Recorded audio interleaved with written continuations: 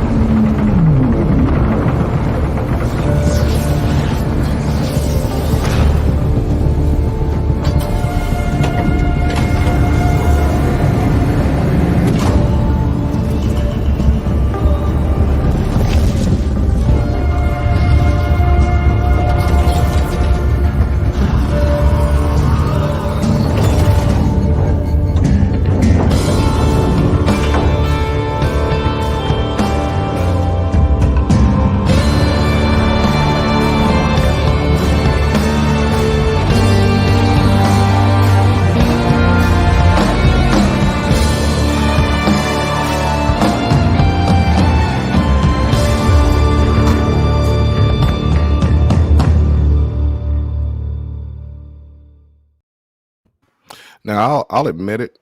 When I first saw the video, we were all sitting around waiting because Star Atlas had popped that they were going to give us a Merry Shipmas, and we were all wondering what this video was going to be. I'm not going to lie. When I first saw the video, I didn't get it. I was like, well, what was the Merry Shipmas part, And Fancy here helped me to understand that we were actually watching in-game footage, the first in-game footage that we've seen, maybe. So to me, I'm looking at this and I'm thinking like, okay, this is probably the best game I've ever seen. And it makes me a little nervous, except that we're already earning on it. What do you guys think? So when I saw that, I had a similar reaction to it in that I like the idea that it gives you some perspective as to what in-game experience will be. However, with that said, we are a long way away from walking around that hangar, flying inside that ship. Is it going to be the same development window as it took Star Citizen? No, that's the Star Citizen is paying the price of being a pioneer. With Unreal Engine 5, the technology is there to do it a whole lot faster. And with the way that Star Atlas as a team is scaling up, they are dwarfing the on-ramp of what Star Citizen did. So basically, when I see that, I get excited about it, but also I still want to keep things in perspective to know that it really is a long way off. And I think that it does serve for people that need that visual to be able to say, what is this game going to be about? Because the truth is, as you mentioned, we are now earning in essence, for staking our ships. But what also happened is there was a lot of FUD in the Twitter feeds from people that don't really get the project. Right. And so that I think also helps people gain some perspective as to what is coming, what they're building. but do understand too, it's a long way off before we're actually going to be immersed in that experience. Yeah, I actually love this video, the way the ship like sways side to side as it's coming in for the landing, the grass in the background, and I just noticed the grass just now when we watched it. Like, I yeah, just picked up on that. Yeah, it's awesome. And just generally the way like the texture of the ship changes as it's coming in. If this is how we are like looking at it as we play the game in future, we're in for a treat, I believe. Even though it is very short right now, next year's the year. So here's an interesting question, because I did notice that too with the way the grass was moving. So it's clear that we have different types of engine technology that they're trying to emulate within Star Atlas. You're going to have some jet propulsion. You see a lot of the ships, like the freight ship, and the ERP, which those look like they're pieced together, jet propulsion. But then you have others like the Chi. So when the Chi lands, is that going to move the grass at all? Because again, it's using a different type of propulsion. So I'm curious to see how that kind of plays into the mix. that's an interesting point right there. Yeah, it'd be interesting to see like what a capital ship flying by does. Does it knock over trees? That would be quite cool. I don't think a capital. I'm curious, but I don't think a capital ship actually lands. I think that stays out in orbit. I don't think it has landing gear. In the Miranda's blog recently, I believe they described the Grenadier as like a low orbit bomber. Okay. Yeah, that was packed full of loads of little goodies. Yeah, I mean, Star Atlas has made me a believer with the score drop. So that now that we have score and we're all actually earning on the assets, I'm confident enough to where I'm actually going and beating the bushes and telling my friends and family, like, what do you mean you don't have a ship yet? Let's, you have a chance to ROI on a game before it's actually released, and then you're still going to have these assets in the game later. Maybe jump on it. Not financial advice, obviously. I'm thrilled with what we've seen so far, but also I got an eye where I'm a little suspect on, all right, how long will this play out? And here's the good news. The good news is that rather than approach this from the model of a game, which I know that tons of people like, that's why people are all over Gala Games, because they're like, games first, got to be fun. Yeah. But you know what? For a long-standing play-to-earn economy, it's got to be economic system first. And that is what Star Atlas has done. And they've approached it from that angle, and they've thought it through from a lot of different sides. Now, is it going to be flawless, and will there be issues that pop up? Probably, because this is a grand experiment. But I like the fact that they started from the foundation up. And what's impressed me thus far is not only has Atlas held, it's actually fluctuated and pumped up a little bit. So that suggests that there is some things that are helping to keep it stable, because here we have going on 70, probably close to $80 million now in staked ship assets, and people are getting paid daily, and yet the price of Atlas is not tanking. Polis, on the other hand, because the focus isn't on Polis, it's in a really great spot right now. I think it's a bargain, but I think that's also going to shift within the next 6 weeks as we see the Dow shape up, and now there'll be another way to earn. And while we don't know the exact numbers, and maybe you guys know more than I've been able to read and what I've been able to absorb, but it sounds like in regards to Polis and the Dow at least, and I think this comes straight from Wagner, is that somewhere in the neighborhood of $40,000 to $50,000 daily, based on the current staking model and what the resources are people need to keep their ships in mission. That's going into the Dow. We don't know how much of that is going to be distributed or how that will work, and then also what Polis rewards will equate to. But it is exciting to see. We see the first part, the Atlas coming in, and then pretty soon the Dow is soon to follow.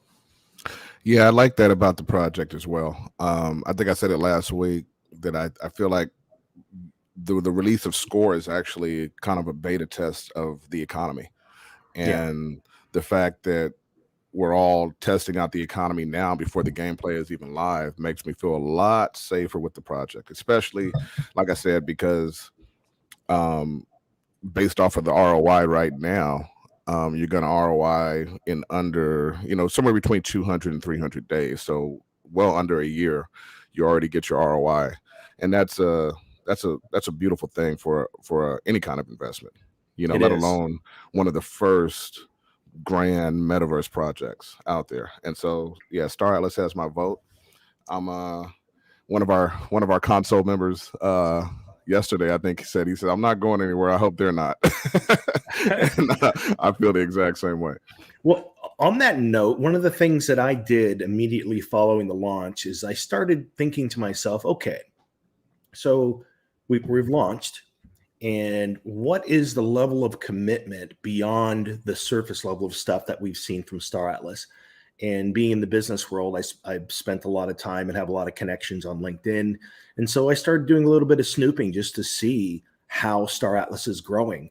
And they truly are growing in leaps and bounds. And the caliber of people that they are bringing on is pretty phenomenal, including, I'm not going to call them out here because I want them to be on the show here, but they're bringing on some quality people that are coming from interesting places.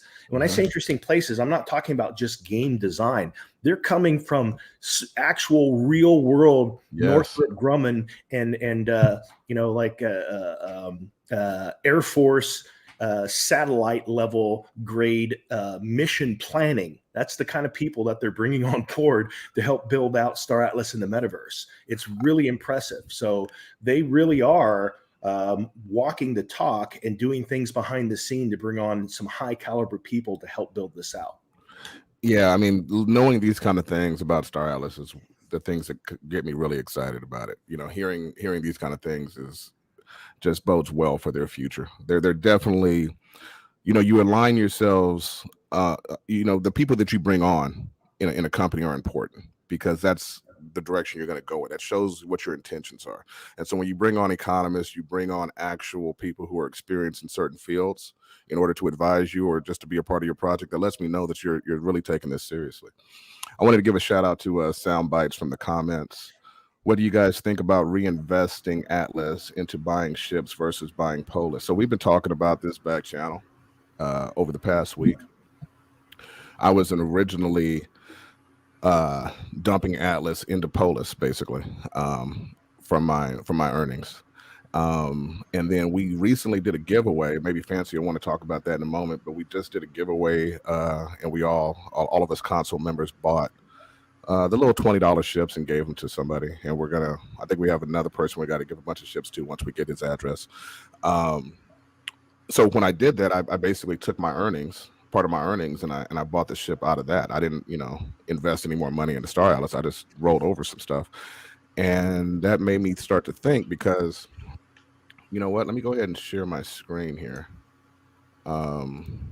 Yeah, while you're doing that, I'll answer this question on my opinion. I have like an inner conflict on buying like the small fighters versus the like racers, because I think they are going to be like some of the things that are going to be like utilized first. So I just see it as like one of the best ways if you want to like play the game, grabbing the ships that'll be used first.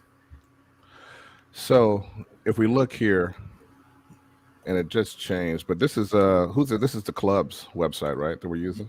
Yeah, and you can see here how much the opals have gone up this week, and this is a great website, by the way. The opals, shout out to the club. They've been bought in the thousands. There was so many left last time I looked, but then they were past the origination price like the next day. So when I bought the Opal Jet to give to one of our members, it was at 146% APR. And looking at that, I was, this is going back to your question. I'm looking at that and I'm saying, well, I could just take these profits, roll them into Opal Jets, and continually up my daily income, as opposed to just throwing it into Polis. But Polis is great for the future of governance of Star Atlas. So that's another consideration as well, is okay, how much do you want to put into the future governance of the entire game, and how much do you want to put into personal income? Those are two different decisions. But I think that if you're talking about personal finance, probably going into the ship at this point in the game might be the better option. And then if you're thinking about the future of your guild or your organization, probably going into Polis might be the better option. What do you think, Jess? I did something fun just for the exercise, just because, again, I'm looking at the metaverse from the 50,000 foot view on down, not just this project, even though this is, I would say, my favorite project in the mix because I like what's being created overall. But I did some interesting things with it. One, I took some Atlas and I converted it and I sent it to crypto.com and I spent something on a credit card. Why did I do that? Because I wanted to experience the whole process from going from the metaverse to fiat. Actually, it really bypassed fiat in some way because it goes USDC to make it available to spend.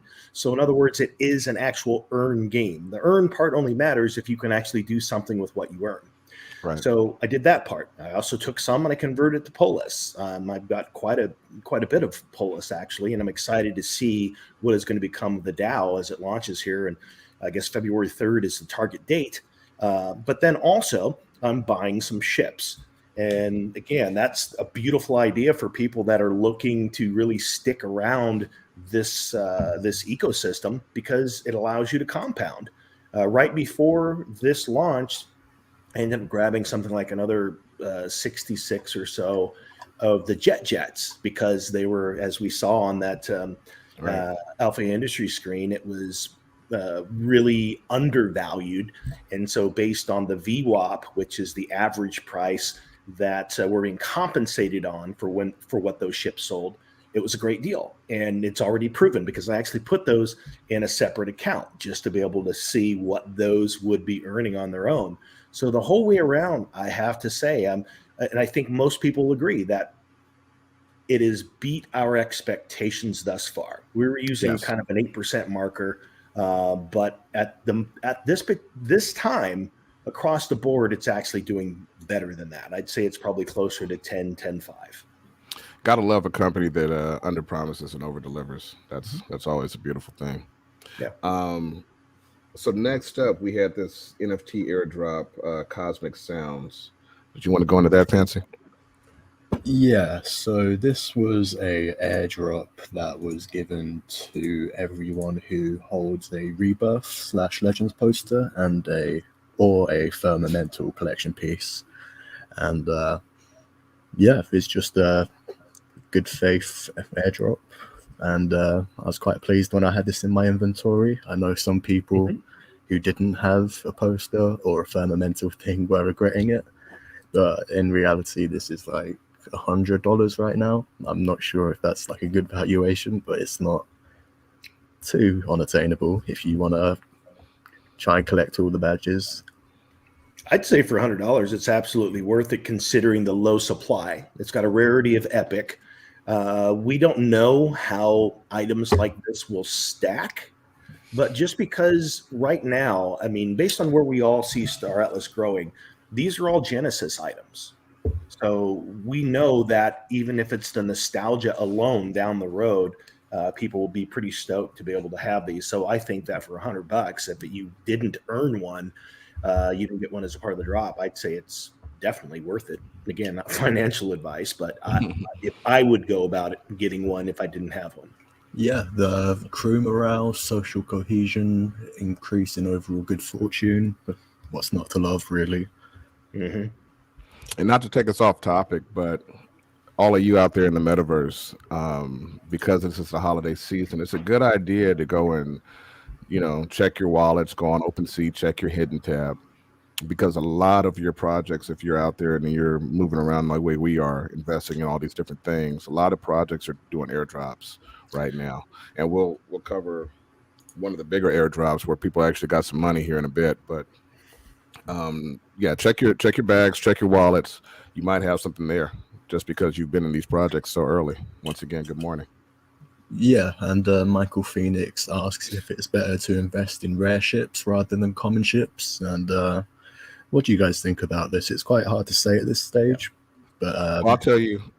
For example, the Calico Evac, it's a uncommon, but I think it's a really cool ship. And what is it? There's a couple inconsistencies that I wouldn't have picked myself, but I guess there is some sort of explanation. Sorry, Bob. I think you have like three different aspects you got to look at. So you can use that website we were talking about, the club uses, and you can kind of get the best ROI for your dollar investment, right? That's one way to look at things. Another way to look at things is, okay, the future game, what kind of ships is my guild, my crew, my guys, what are we going to need, right? And Yep. how am I going to be the most valuable? And so maybe you might take a hit on ROI in order to get a certain type of ship to round out your fleet a little bit better. And then the last thing that, well, I look at, it's not necessarily a business thing or a guildmate thing, but I also look at the maintenance, the upkeep, that time.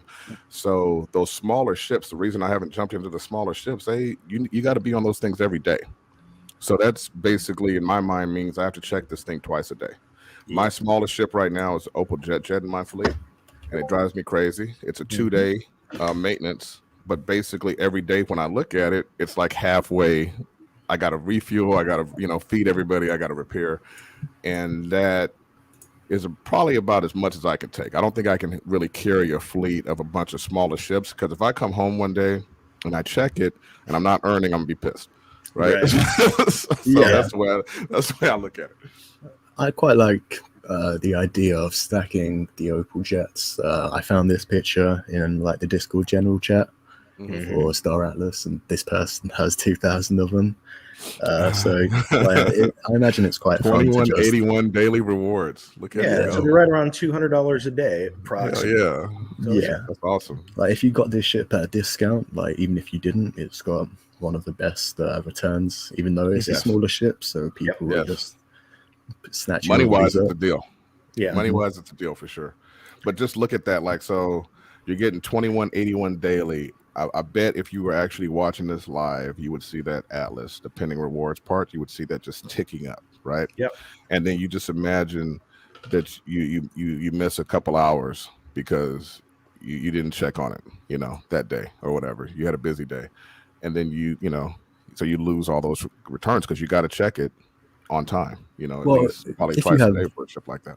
if you have this many and you are missing rewards, that's going to cost you a lot.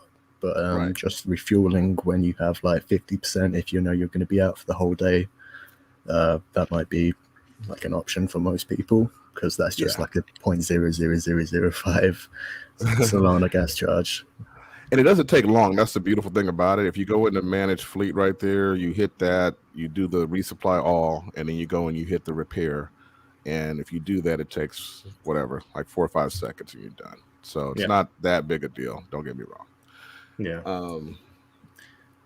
So next up, we have the season fleet possible perks. So a lot of us. Before we get to Oh, that, go ahead, I Jason. did have a thought on that. Mhm. Like, so here's my thought on ships, and it's I echo a lot of what you guys just said about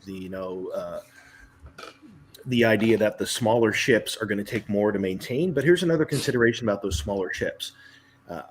I sense and also believe that it was mentioned somewhere that there is the potential that the racing ships will have utility potentially even before some of the other ships. Like that may be a modular thing that comes out. So keep in mind the utility of the ships that you're buying.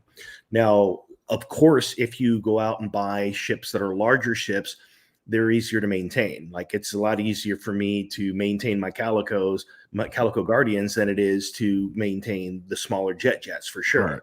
Right. So when I go in there daily, even if it's the R8 or any of the other ones, it's kind of like, all right, well, I'm already in here, so let me top off these other ones. And by the way, that is cool that you can do the all at once there. So I think that the person needs to think about what their play style is going to be. I think that you also want to give some consideration to the ships and their appeal across the board. For example, the Amway, or a ship that is designed specifically for bounty hunting, it's going to appeal to people that specifically want to do that. One of the things I like about like the Hero Guardian or the Visas Opod, or even the larger ship that is the Calico Guardian, is that those are multi-role ships. Those are ships that have a lot of utility. And so because of that, I think they will hold their value in a way that's maybe a little bit different from some of the other ships. So that's just how I approach it. And what I will continue to buy is ships based on the utility of my particular play style, as well as what I think will value for general appeal. Shout out to Joshua Bartell in the chat. In the short term, it seems like the smaller ships are a better return, but long term, you're missing out on the modules and the crew, and that the higher level ships provide. That's a good point. That goes back to what I was saying as far as, at the end of the day, you got to do what's right for you financially. You got to do what's right for you time-wise, but you also have to do what's right for your guild or your organization. So, but they are higher maintenance for sure. Yeah, you got to do that. You mentioned crew there, and one thing we haven't really seen yet is how we're going to get these crew. I know it was it originally mentioned that we would get the crew with the ships? Mm-hmm. I thought so. We've got the ships and the ammunition and everything, but I'm assuming that's been pushed back a bit. So it's going to be interesting to see how we get these. And if you have, like, say, for example, thousands of X4s, would you get thousands of really uncommon races? Or if you had, like, Calico Guardian, would you get, like, a commander to lead it and, like, different tiers? It's interesting for sure. And that's a good point. Kind of leads on to the next point of how they introduce where is it? Seasoned fleets this week, and basically you get it after a week of staking, and it's a little badge in the corner. Not much information's been revealed about it, but really? Yeah. So those of us who staked immediately, I staked like within the first 24 hours. I was late. A lot of people staked before me from our guild, etc. Yeah. But I got that badge, I think, yesterday. And so the question is, like Fancy, like I was actually kind of thinking about like bringing all my ships out when I get a new ship and adding them all back in at the same time, just to be weird. I don't know. And now I'm thinking, okay, these things got to stay in here because you're getting credit for how long your fleet's been out there. So in somehow, some way. Well, when you commit new because there is that button where you can like commit new ships to a fleet. Right. Does that reset everything? By the way, I didn't even know about this. Obviously I've been traveling a lot as well, but this is a pretty cool concept. And it's incentives like this to keep people in the game, I think is a great idea. Yeah, they're doing it right. Star Atlas, you guys are doing it right. Shout out to the Star Atlas team. Yeah. Okay. So let's look at this Fimbo Lobby, man. Yeah, this appeared on the Athia website and YouTube I've been waiting to get this to week. this one. Yeah, it looks great, doesn't it? Yeah, I mean, I'm a fan of the Opal Jet. The Opal Jet seemed cool, and then this comes out, and hopefully, we don't know. All we have is this, right? But hopefully, this is competing with the Opal Jet as far as like size and capacity and speed and all that, and it possibly will race against it. And if that's the case, I'll be super happy. This almost looks like a Fifth Element taxi. Yeah, exactly like that. I kind of get a Rolls Royce vibe from the front. Yeah. Well, one of my favorite movie series is Back to the Future, and it's not exactly like the DeLorean at all, but it gives me those vibes because of the way the tires turn in. Yeah. So. What cracks me up about these models is that some of them, and I love the designs because it kind of like have a nostalgic throwback, but when you see all of these wires hanging off it at different lengths, it's kind of almost like, you expect something to get unplugged and, oh man, we've got to get back on there and start this thing up again. It's definitely like mad scientist, DeLorean Falcon vibes from Back to the Future, man. Like, like some nutty scientist put this together just to get across the galaxy right quick. Yeah, it's a two-door, not even four-door. It's a two-door. You took an old car and made it into a spaceship. Yeah, yeah, I'll definitely grab one of these. Oh yeah, you got to. What's this priced at? Do we have any idea? We only found this. Other people found it, and we're kind of. We just got the picture. Yeah. Yeah. So it's got to be in the jet range, then, right? Wouldn't you figure? Hopefully, something like that? It has to be. Like, I hope it's not smaller than a jet. I hope it competes with the jet. That's what I. It's got to be right around there. Yeah. Yeah. So looks like it's a two-seater. rear view mirrors, even, man. It's just not even, doesn't even have a console with a camera in the back. It's just got straight up rear view mirrors or side mirrors. I just want to start screaming McFly as I drive. That's great.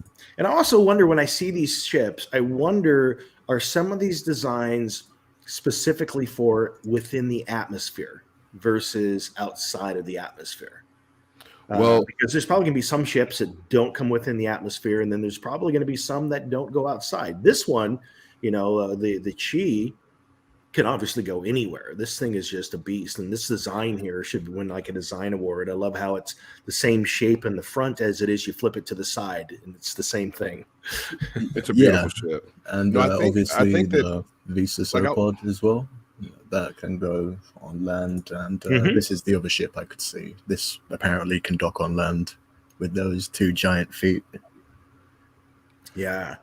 So I was reading the small print on that $20 ship that I bought for the guy in our guild the other day, and it actually says it can warp planet to planet, and that's the smallest ship out there. You know what I mean? So I think they're adding that in. I think they're giving that functionality to everything. I think that everything can pretty much go, warp and go to another planet or whatever. But how are you going to do that on an X4? You would think, what is some force field going to wrap around you and your bike? Mm-hmm. That's the thing. I would almost see that as just being a land kind of vehicle that's not trying to go anywhere. Because even if we think of Star Wars and we think of like those races, those vehicles were not going out into space. Those were just terrestrial vehicles that were within the atmosphere. You're right. And the Opal Jet looks the same way. That's the one I was reading the small print on. It looks like a little motorcycle, but it can apparently go planet to planet. So it's what it is. And then shout out to Monty. That ship reminds me of Flight of the Navigator. Yes, it does. I wanted to get the 2 for Feist. I wanted to get a couple 2 for Feist, and I ended up getting the Rainbow Chi instead because Flight of the Navigator, favorite movie growing up as a kid. One of my many favorite movies. So yeah, I had to get it. So faction locked numbers. Yeah, so we had a look at this earlier, and people were telling us they had updated the numbers on Twitter. I was getting mine from Discord, but I also I saw a comment from an account called W Wagner. I saw that. I wasn't sure if it was him, so I didn't pull it up, but this is it. So it's like 82,000, I believe they said was the correction, which these fleets are getting massive now. It's going to be awesome. That post in our comments, and again, we don't know if that is the CEO Michael Wagner, but he's saying 100 million stake now, which I guess would make sense for sure within that range from the ships that were sitting on the secondary market that are now locked in, as well as the 2 ship sales, the drops that have occurred since. So yeah, I would think that would add enough to reach 100 mil. Yeah, I mean, now that people are actually earning, like, I think they're going to see a big uptake in the amount of assets getting purchased and getting staked, because it's starting to make it real. Once you make the finances real, shout out to all these, NFT gaming companies out there. Once you make the economics real, that's when you're going to explode. And this is what I keep saying about all these games is, I mean, eventually you're going to get to a place where the games are competing for who's the most fun, as well as, which game is the best earner. But right now, with the metaverse so new, it's all about, where people are going to be able to earn the best. People are going to put their money where they're earning. And Star Atlas is actually, in a way, starting to lead the pack here. We'll see how it goes. So an interesting thing to note here is that on the day that that score was released, Star Atlas as a token was at about 12.4. And then it dropped. It got to a low of about 9.2 cents. And then now it's back up to about 11.4. So what's interesting there, and I think everyone was kind of paying attention to this, is what is it going to do? What's the valuation of Atlas going to be? And the fact that it's sitting within a stable window, I think overall is pretty impressive. And it's, hat tip to the team for being able to figure out a good reward system and a good ship drop system that kind of helps things to balance out. in the beginning, when I first evaluated their tokenomics, you had the Polis token, which is their staking governance token. So that's the one that's obviously going to probably have the best value over time. And then you have the Atlas token, which people are going to get paid in. So that's going to be the token that has the most sell pressure, right? And so you're looking at this and you're thinking, why didn't they name the Polis token Atlas and the Atlas token Polis, right? That's what I was originally thinking. Now, fast forward to our current time where I was worried about the price of Atlas tanking, and I like the fact that they named the sell pressure token Atlas, because new people coming to the ecosystem are going to want to buy the token, and that's going to give you buy pressure on the token that everybody's needing to sell who's actually involved in the ecosystem and actually staking Polis and actually having these ships. So that's an interesting dynamic that they did.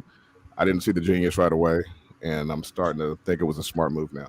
Yeah, I think I might be wrong here, but I remember someone saying polis meant in like Latin to govern or something like that. City. Yeah, city, state. It might be actually. I'm not sure. Yep. But yeah.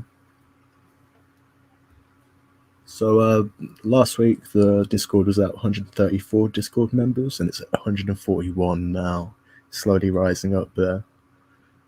And with the amount of people who are locked in, it'd be interesting to see how many of them are like actively engaged, buying more ships. Or and so we can see the number of accounts based on what Star Atlas is showing from their end. But what would also be interesting for us to begin tracking is the number of wallets that have that have Polis or Atlas in it, just to get an idea of, like, from a growth perspective, even outside, because one of the things that happens here, even outside of the game, and the people that have ships and are buying assets, is that as people see the value in overall metaverse tokens and projects, they're going to want to support those.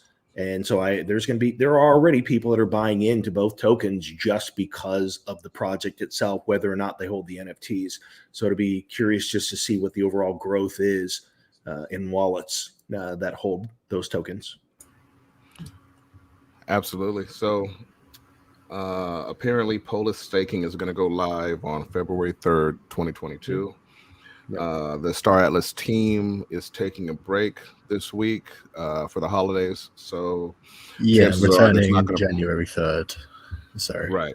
It's all good, brother. So, you know, they say taking a break, but we know they're just sitting back there like mad scientists, like, look at them play the game. I mean, you look at a guy like Wagner, you watch him in his interviews and stuff, and it's like, this guy doesn't take breaks. What are you talking about? Don't lie to me. You know you're working. But at least it's a nice window where they're not called upon. They're not constantly having to answer things. They can kind of sit back and still probably, like you said, working, but in a different capacity. They can look at it from a different angle and kind of zoom out rather than having to be fully immersed in engaging people. I mean, giving yourself an official break is the time to take the pressure off, you know, so you don't have the community, you know, on your heels like we've been on their heels since, you know, I don't know how long now, right? It's good to just be able to say, hey, you know what, there's no level that I have to produce at this week. I could just do what I want to do. So that's a good thing. It's good to take a break. And you know, shout out to all of you guys over the holiday season that are getting a chance to take a break. I know me personally, I'm exhausted. I mean, December, it's like everybody wanted to do a drop or something in December, and it's just too much to keep up with. And so I'm happy to see teams taking a break. I wish more of them would.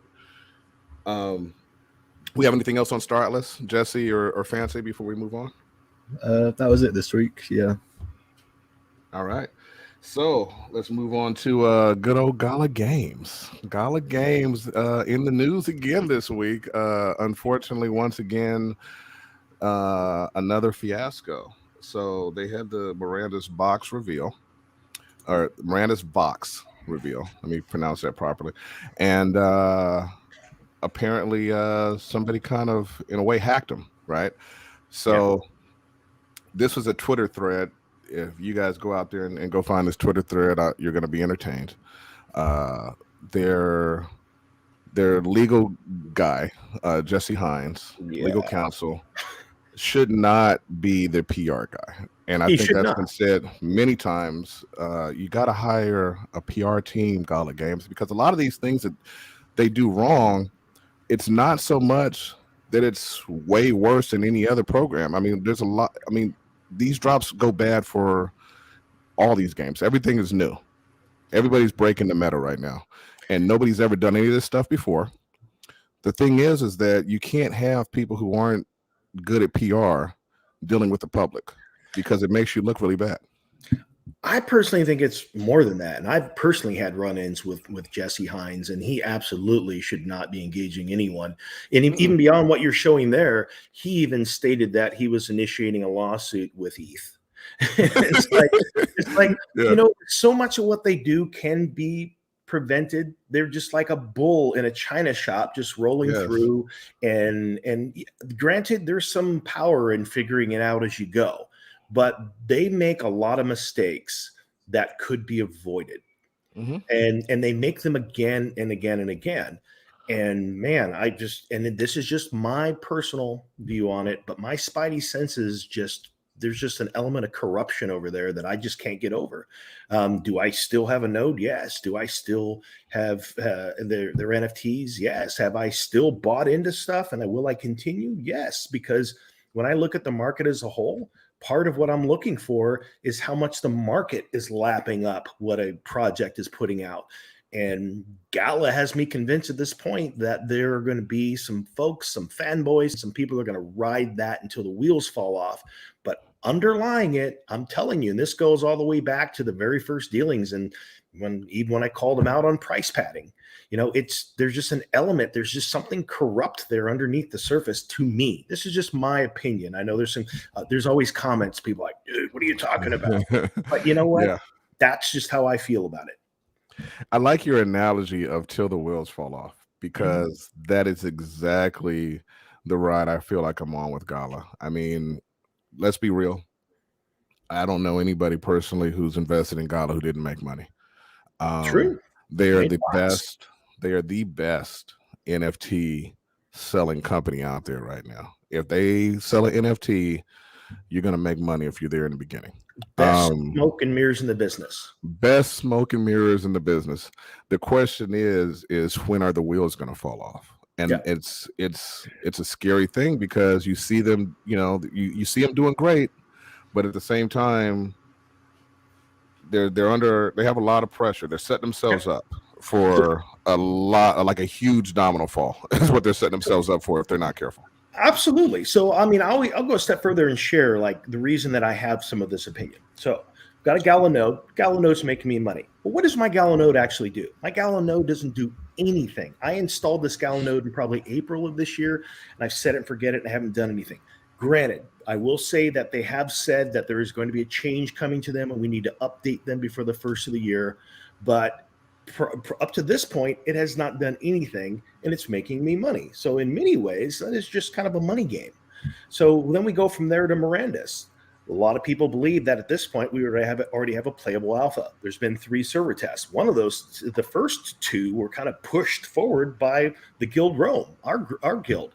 Yeah. And in that time, they didn't really show us anything outstanding. We promoted the hell out of Gala in the beginning. Yeah, all the way up until the last one, I wasn't really truly impressed with the progress and what they've done. Yes, we have some great buildings here, but the thing that's going to make a play-to-earn game is going to be the underlying economy. And I don't think they really understand what that looks like because they haven't engaged economists. So we're going... Mhm, I'm sorry go to ahead. interrupt you, but just going to the economy point right quick. So this is a core difference between Star Atlas and Mirandus, right? Is that Mirandus was also supposed to have a mini game out right now where you would be able to basically be testing the economics, just like we're doing already with Score with Star Atlas. However, Mirandus has not come out with that. They And that falls, I believe, to the point that they haven't taken the economics seriously yet. And that's Right. a good point you're making, Jesse. Go ahead. I'm sorry. And so with Mirandus, the idea was, and again, everything they do is shooting from the position of trying to hit some marketing objectives. So what can we do? Well, we're going to have Materium. Well, what is Materium? It's like this in-game mana that's supposedly going to be tokenized. Well, that's interesting because the original thing they were saying was that magic was going to be far and wide and very rare. So now we have this thing that we can collect, but you can collect more of it if you buy more of our exemplar avatars. So then you go out there, and then for me, being that I've got like 100 of them, I was thinking, man, how long is it going to take me to collect all these? I've never even seen Materium, but yet all of my exemplars have the check mark because I guess there was some big error that they just said, if you had trouble logging in, I don't remember having trouble logging in. I just know when I logged in, all my stuff was already checked. So it's this weird thing where it's like, I didn't really even have to do anything. So then that's Mirandus. And we know that Mirandus is going to be maybe the end of next year, there'll be something playable. So then we move on to the only playable game they have, which is Townstar. Townstar, a lot of people were making some money when Town Token was up around, I think it peaked at around $2 and then dropped back down. And then I was like, maybe they're onto something. What they got going on here? So as you guys know, I kind of started looking at that, was asking you guys a lot of questions until I found out that the max supply is like a quadrillion tokens. And whenever I see quadrillion tokens, that means when you get your town, you better spend it and run because that thing's going to continue to tank. Just with that kind of supply, it's only going to continue to plummet. And it has. I think it's hovering somewhere in the 50-cent range or somewhere around there now. So there's that. And then we have the other games that they're building out. So it almost feels like it's this rob Peter to pay Paul, and then they keep pushing things down the road, and then they're selling tons. The amount of NFTs in their marketplace from all of the new games, from everything else they're involved in, it's sell. And the only thing that's making any money right now is Townstar, and even that's on its way down. Gala Token is holding, not even sure why, but it is. And so there's just all of these elements here that they're in a race to create an infrastructure that holds up. Otherwise, I don't see what the future will be. And I know there's lots of people want to argue with me there, but they're building games that are pay to play before we actually see an actual play to earn. And thanks, Crow, on that. It's at 75 cents. So it dropped down and it has come back up, which is good to hear. But a quadrillion value is a lot. I mean, quadrillion in total supply is a lot. As usual, I agree with everything you just said, Jesse. The thing about the token price is what Punjab is saying here, I think, right? Mm-hmm. So this is what, once I started digging into Townstar, I actually started playing it. Now I'm playing to earn on Townstar. And Townstar is not a bad game. It's I've always been a fan of Sims, and it's basically a Farmville type of simulator. Mm-hmm. It's actually pretty cool. I'm enjoying it. Now that the play to earn mechanics are locked in, it's given me the reason to actually start spending time on it, because I have, being a long time old school Gala guy, I have a bunch of stuff that I could use. And did you ever see the McCarthy video where he showed how it's all built out on a spreadsheet? That was actually really impressive. It's a spreadsheet. It's a spreadsheet, an Excel spreadsheet that drives the mechanics behind Townstar. It blew my mind that that's how they do it. Slide me that in Discord, my guy. I need that. Yeah, let me watch that again, because I missed that video for sure. I wasn't interested in Townstar in the beginning, up until the point now. Like I said, now that you have actual play to earn mechanics where you can actually earn money every day playing the game, that's what brought me in. And that's what brings me into all these games. Mm-hmm. And so I am having fun at Townstar now. Gala Power is the reason that the tokens aren't tanking, because you have to have, and like I'm looking at some of these YouTubers out there, they have like 30, 40 Gala Power, and that means they're sitting on a whole bunch of tokens. That means they're not really cashing out. They're just playing and earning and re-rolling back into the ecosystem.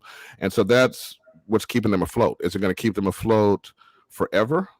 Knowing that, because you just mentioned a quadrillion town coin. I mean, yeah, it all Gala is stressful because they're playing with fire. They're right there. They're on the edge, and it's been great for me, but I don't feel like I can fully trust them because they don't tell us anything.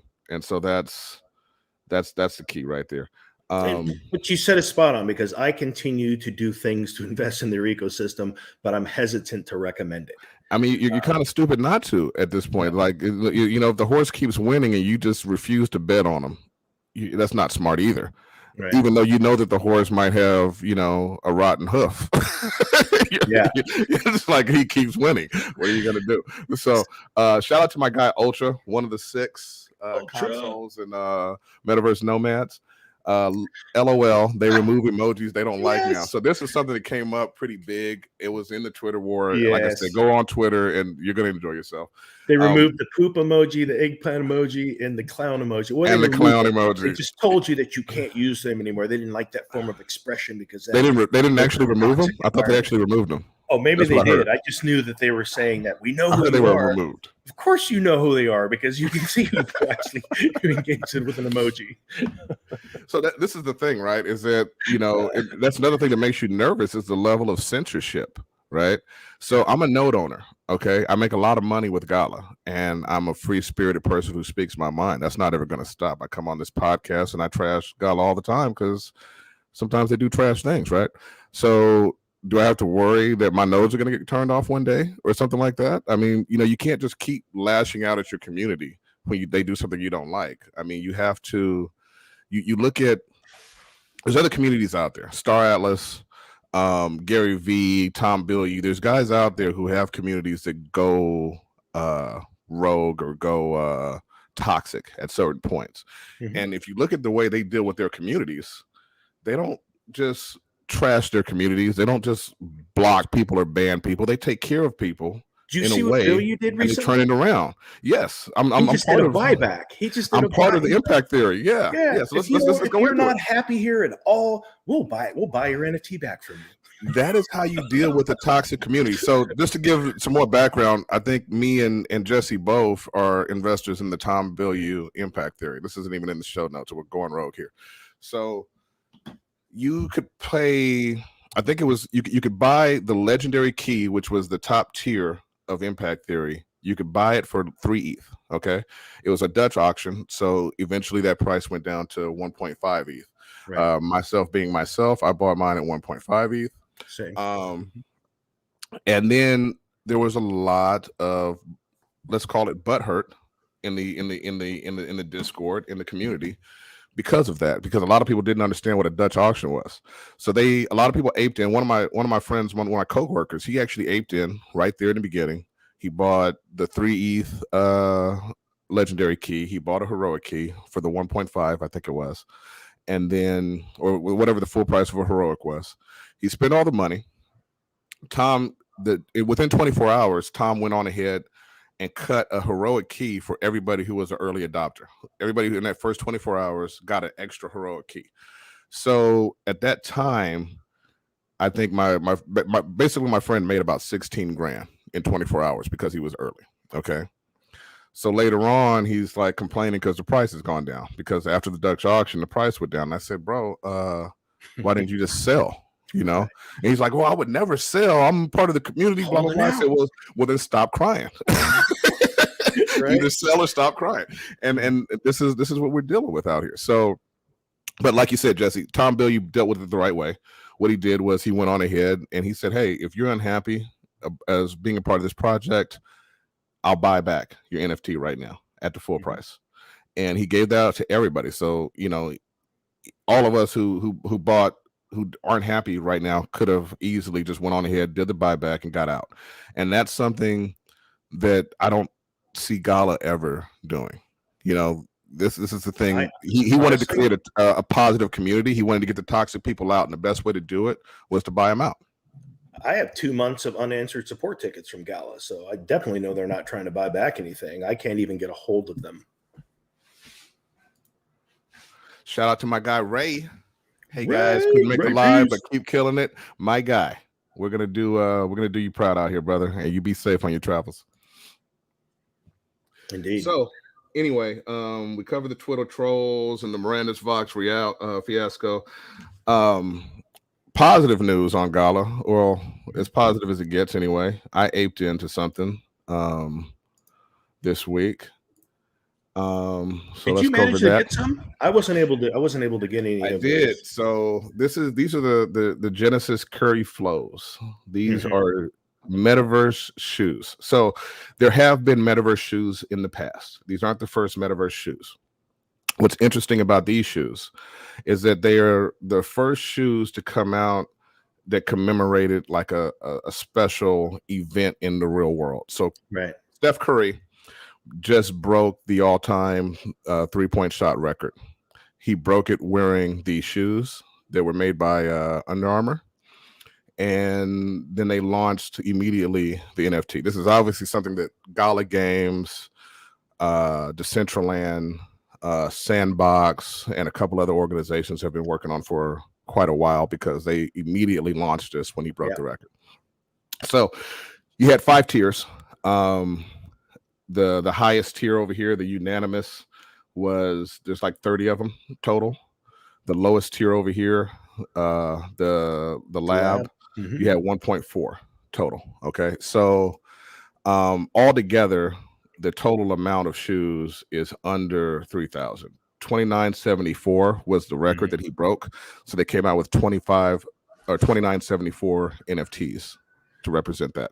So go ahead. Quick question for you. So when you got these, don't you get them across the 3 different, not platforms, they're all on ERC20 platform, but across the different metaverses, the different like Gala and Sandbox? So you get multiple NFTs, or is it the same NFT?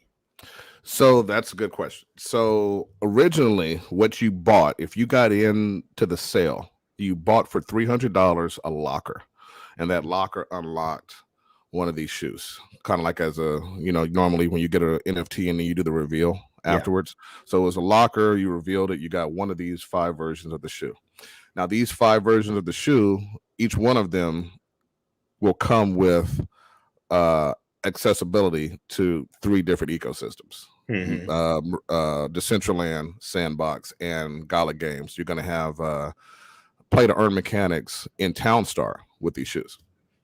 Now, that's a good question. Are they gonna airdrop us a NFT for each ecosystem, or is this one NFT gonna be usable in each ecosystem? I tend to think that the tech's not really there to have one NFT that floats through all the ecosystems equally. So I think what's gonna happen is we're all gonna get airdropped another NFT for each one. If that happens, then you're gonna see resales going, because somebody's not gonna want to go in Sandbox with their shoe. They're gonna want to sell it. Or they're not going to want to go into Decentraland with the shoe, or they're not going to sell it, or they're not going to want to play Townstar, so they're going to sell it. Or they buy a shoe thinking they can go in Sandbox, but it's a Gala Games Townstar shoe. That's going to be interesting. I hope they don't mess that up. I hope they don't mess that up. So anyway, the floor was pretty crazy to watch. So they originally sold at 300. The floor shot up to 7,300 USD within an hour, and then it crashed back down as more pressure came on, more people trying for the flip.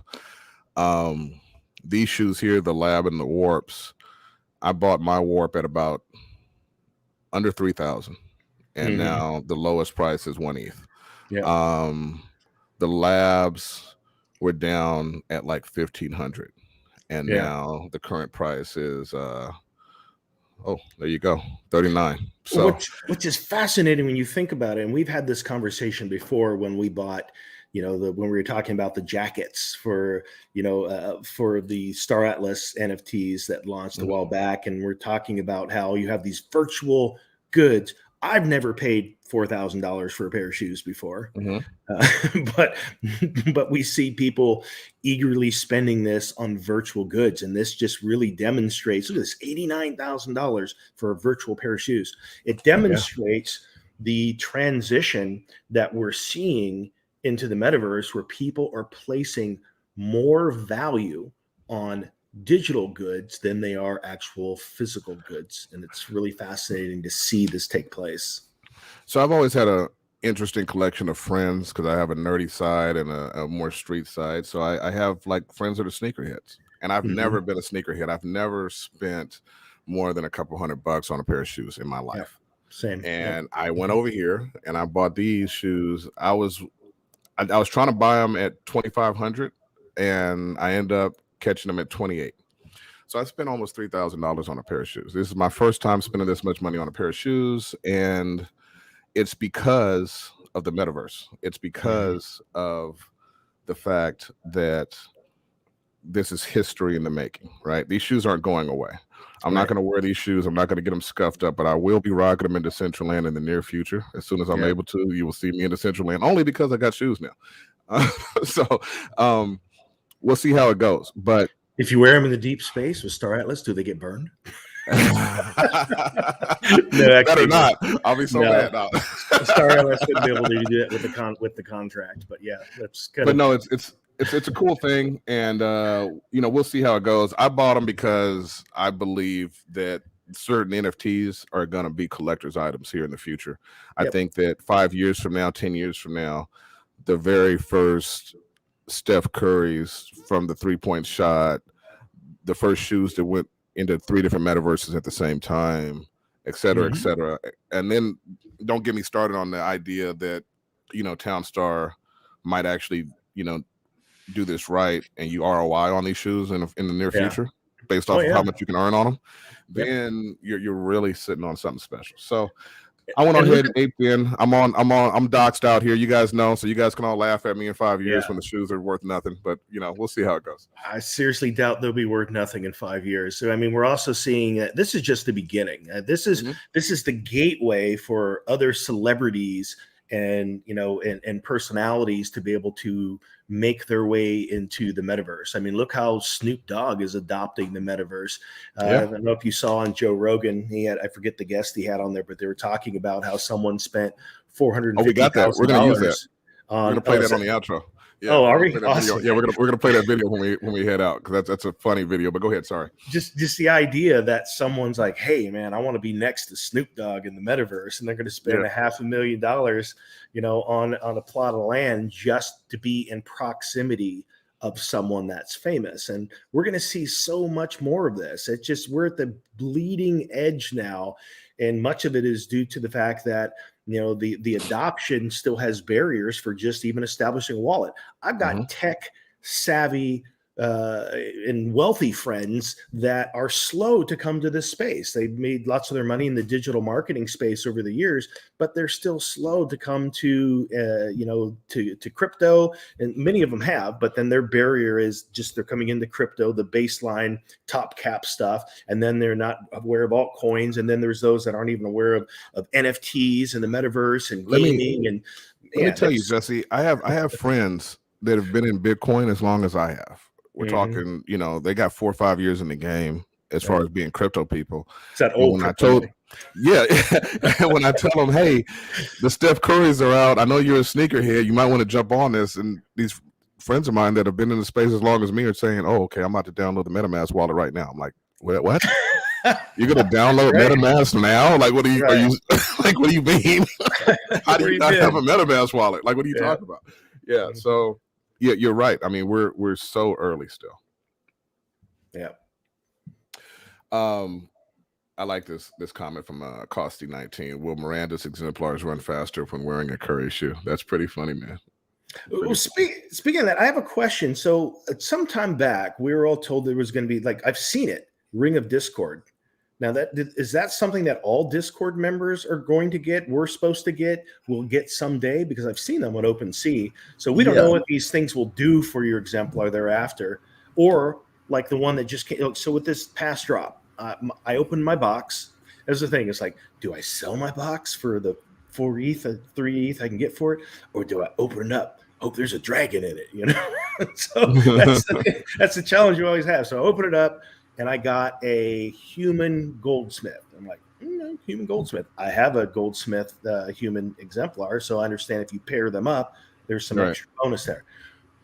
Do we have any idea, like, has there been any mention, because I haven't been paying attention lately, as to what kind of bonuses and bumps will actually happen? What does that promise utility? And we know that's a dangerous question to ask over there in the Gala community. Well, as you will know, Gala is not forthcoming with any information. And so we do not know what that utility is going to be. We do not know what the value is going to be. We do know that you're going to be able to earn, like, I'm probably going to pick up a couple of Vox that match certain of my exemplars here in the future. But we don't know what you're going to be able to earn in Townstar. You're supposed to be able to earn with them, but we don't know what that's going to be. They say it's not going to be as good as the Townstar boxes. Right. So we as usual, we have no idea, and there's no way to plan. There's no way to. It's basically just a hype train over there. There's never any detailed information that would allow you to invest you basically got to just either throw your money at them or not throw your money at them as usual. Yeah. Yeah, I've seen that Ring of Discord around on OpenSea as well. Quite pricey, but yeah. What was the snapshot for, Mega Raid Boss, or one of you?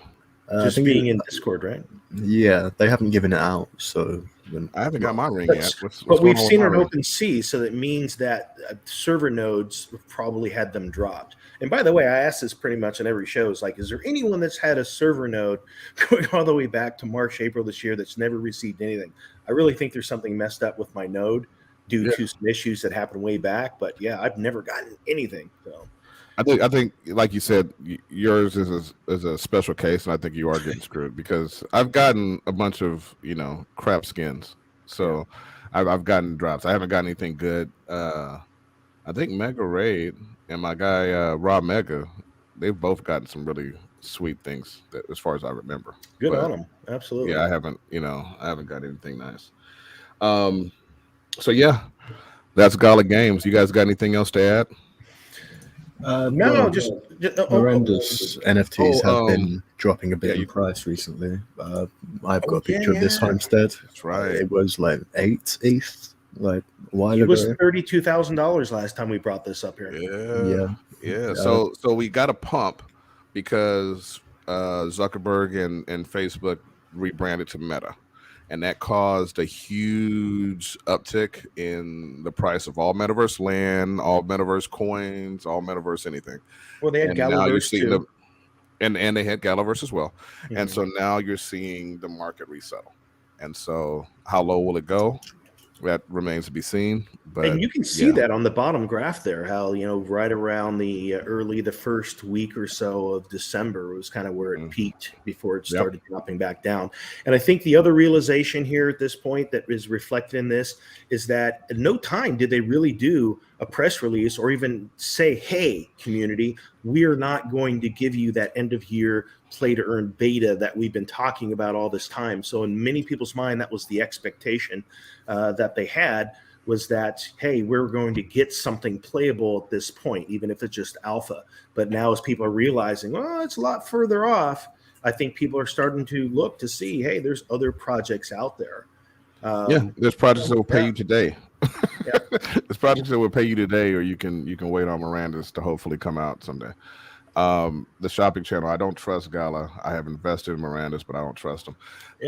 That's the way that all of us consoles of Rome basically common feel. Sentiment. Yes. I don't think I think I can speak for the six of us when I say that we all agree with you. We're all heavily invested in all the games we talk about, just so you guys all know. And even if we don't like them, even if we're trashing them, we're authentic about how we feel. But we're in all these things with you guys. And so Miranda's, we've made money, but it's hard to trust somebody when they don't tell you what their plans are. Yeah. And they don't tell you what their future is. And then when they say things and they don't happen, obviously you're going to feel a little bit distrustful. So they said we're going to have a playable mini game here by the end of the year. We're at the end of the year, and they've basically ignored the fact that they said that. And that's an interesting thing that you should pay attention to. So the playtest to it was fun, but especially with Star Atlas releasing over the last few weeks, I'm sure that had a big effect on that price action for the homestead, and maybe any crypto game as people start to see what's out there. Oh yeah, I mean, taking it back to you take it back to the. I'll share my screen again so we can look at this. The club's website here, right? Yeah. So if you look at this, you look at these ROIs here. Let's look at this. Even last week, tree arrow right here, right? So the tree arrow you could buy. We have members who have bought this tree arrow, right? It's $100,000, but you're making $400 a day off of that. Okay, and you only have to deal with it every 7 days. These are the kind of investments that people are able to make right now in the metaverse. Are they going to invest in your metaverse where there's no ROI in sight and you're not meeting your deadlines and you're not producing what you say you're going to produce? Or are they going to invest in something like this where the ROI is right in front of them? As soon as they buy, they can immediately start earning? Here's a great example of that. So now I've got around, if we get one per, I don't know if we're getting one per, if you get more, if you have a elf versus a human, but let's just say it's one per. So I've got 100 materium now. What's that do for me? What is it worth? What will that do in game? What can I do with it? And it's just this big unknown. And it's these carrots that are just being dangled out there to where I would love to know what the utility is. And that's kind of where things kind of went sour for me to begin with, is that I was getting pushback just for asking questions like that. So yeah, I don't know. But that leads me to a question, and this, I don't know if you guys are prepared to answer this, but it's a question I have. Being that we talk about a lot of games, and I think we're kind of done with Gala, but my question is that we had a couple of games on our radar that we kind of now said, we're not going to focus on those so much. One of them was the Sin City, yeah. Yeah, and there was another one, and so my question is what was it that made us, and us, because I've been traveling and I haven't put a lot of thought and effort into it. Why did we look at it originally, and why does it have less of our attention now? Well, personally, I'll go back to something I said last week. Mhm.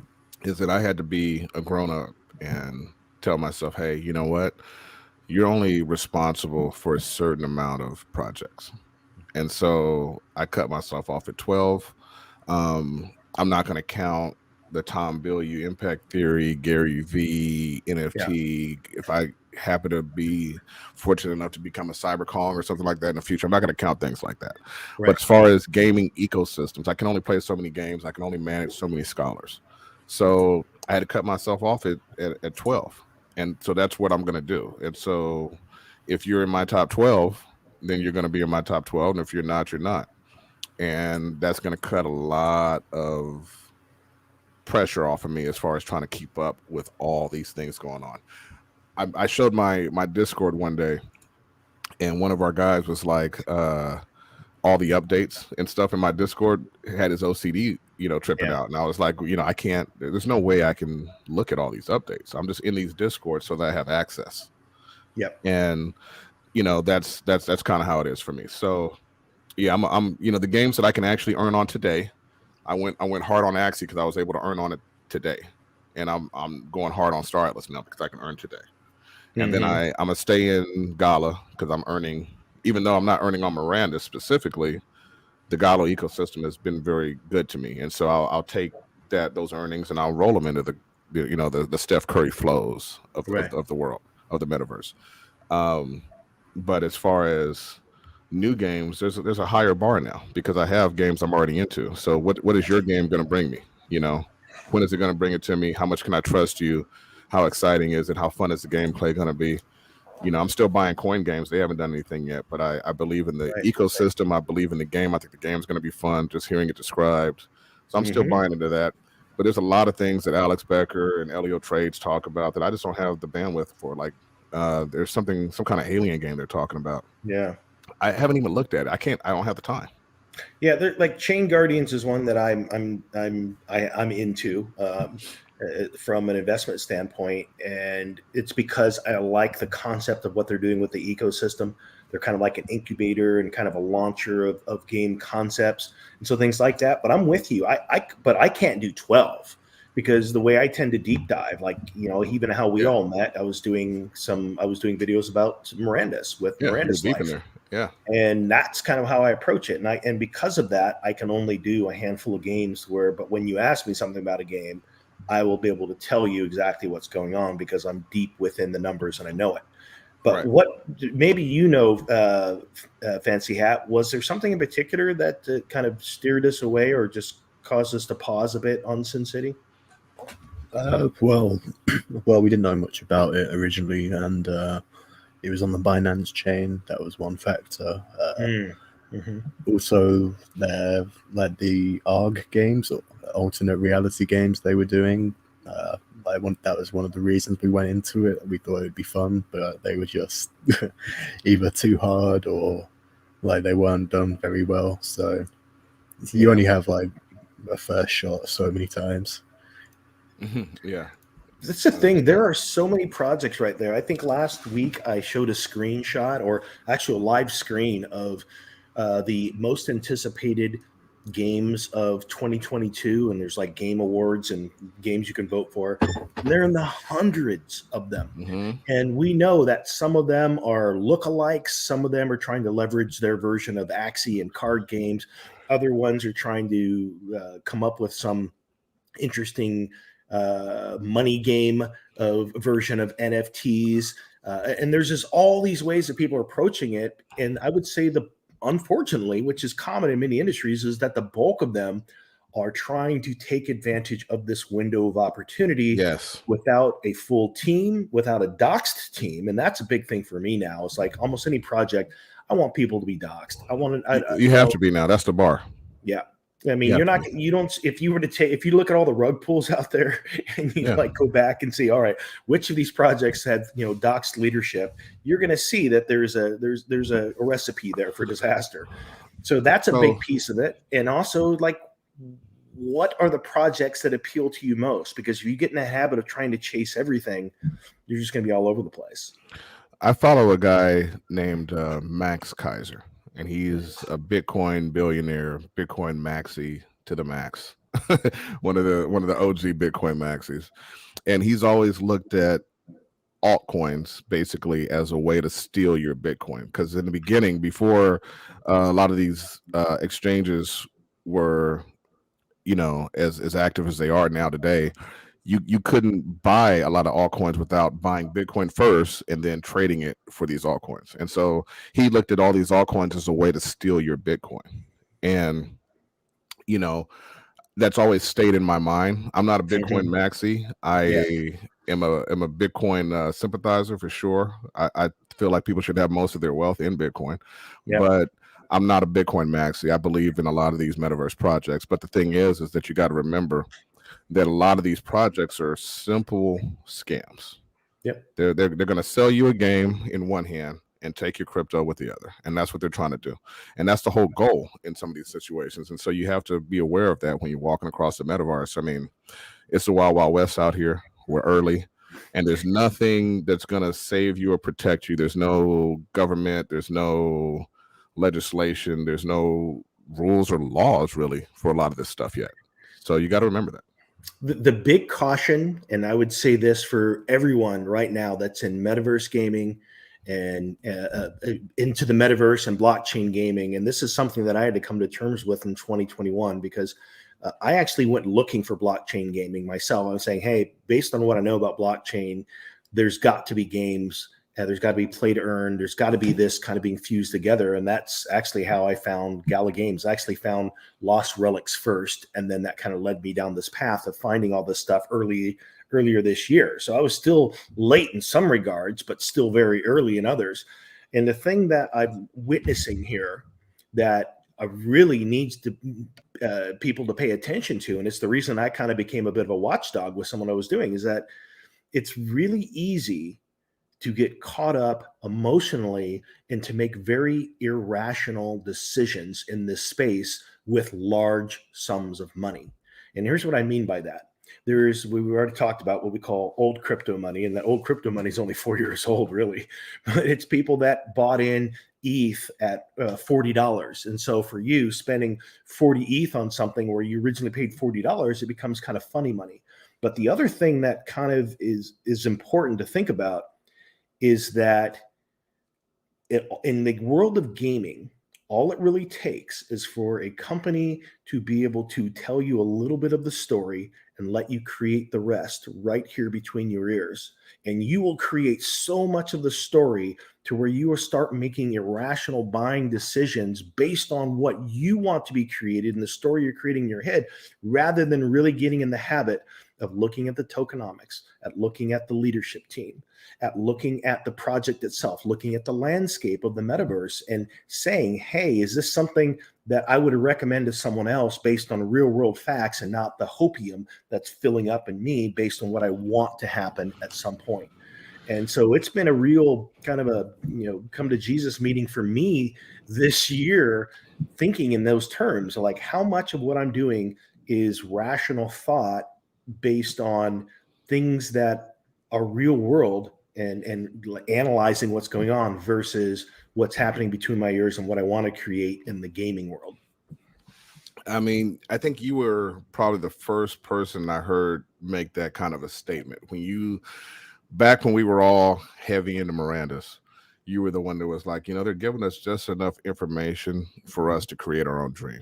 Yep. And me being a business person for, years, I'm not into buying dreams.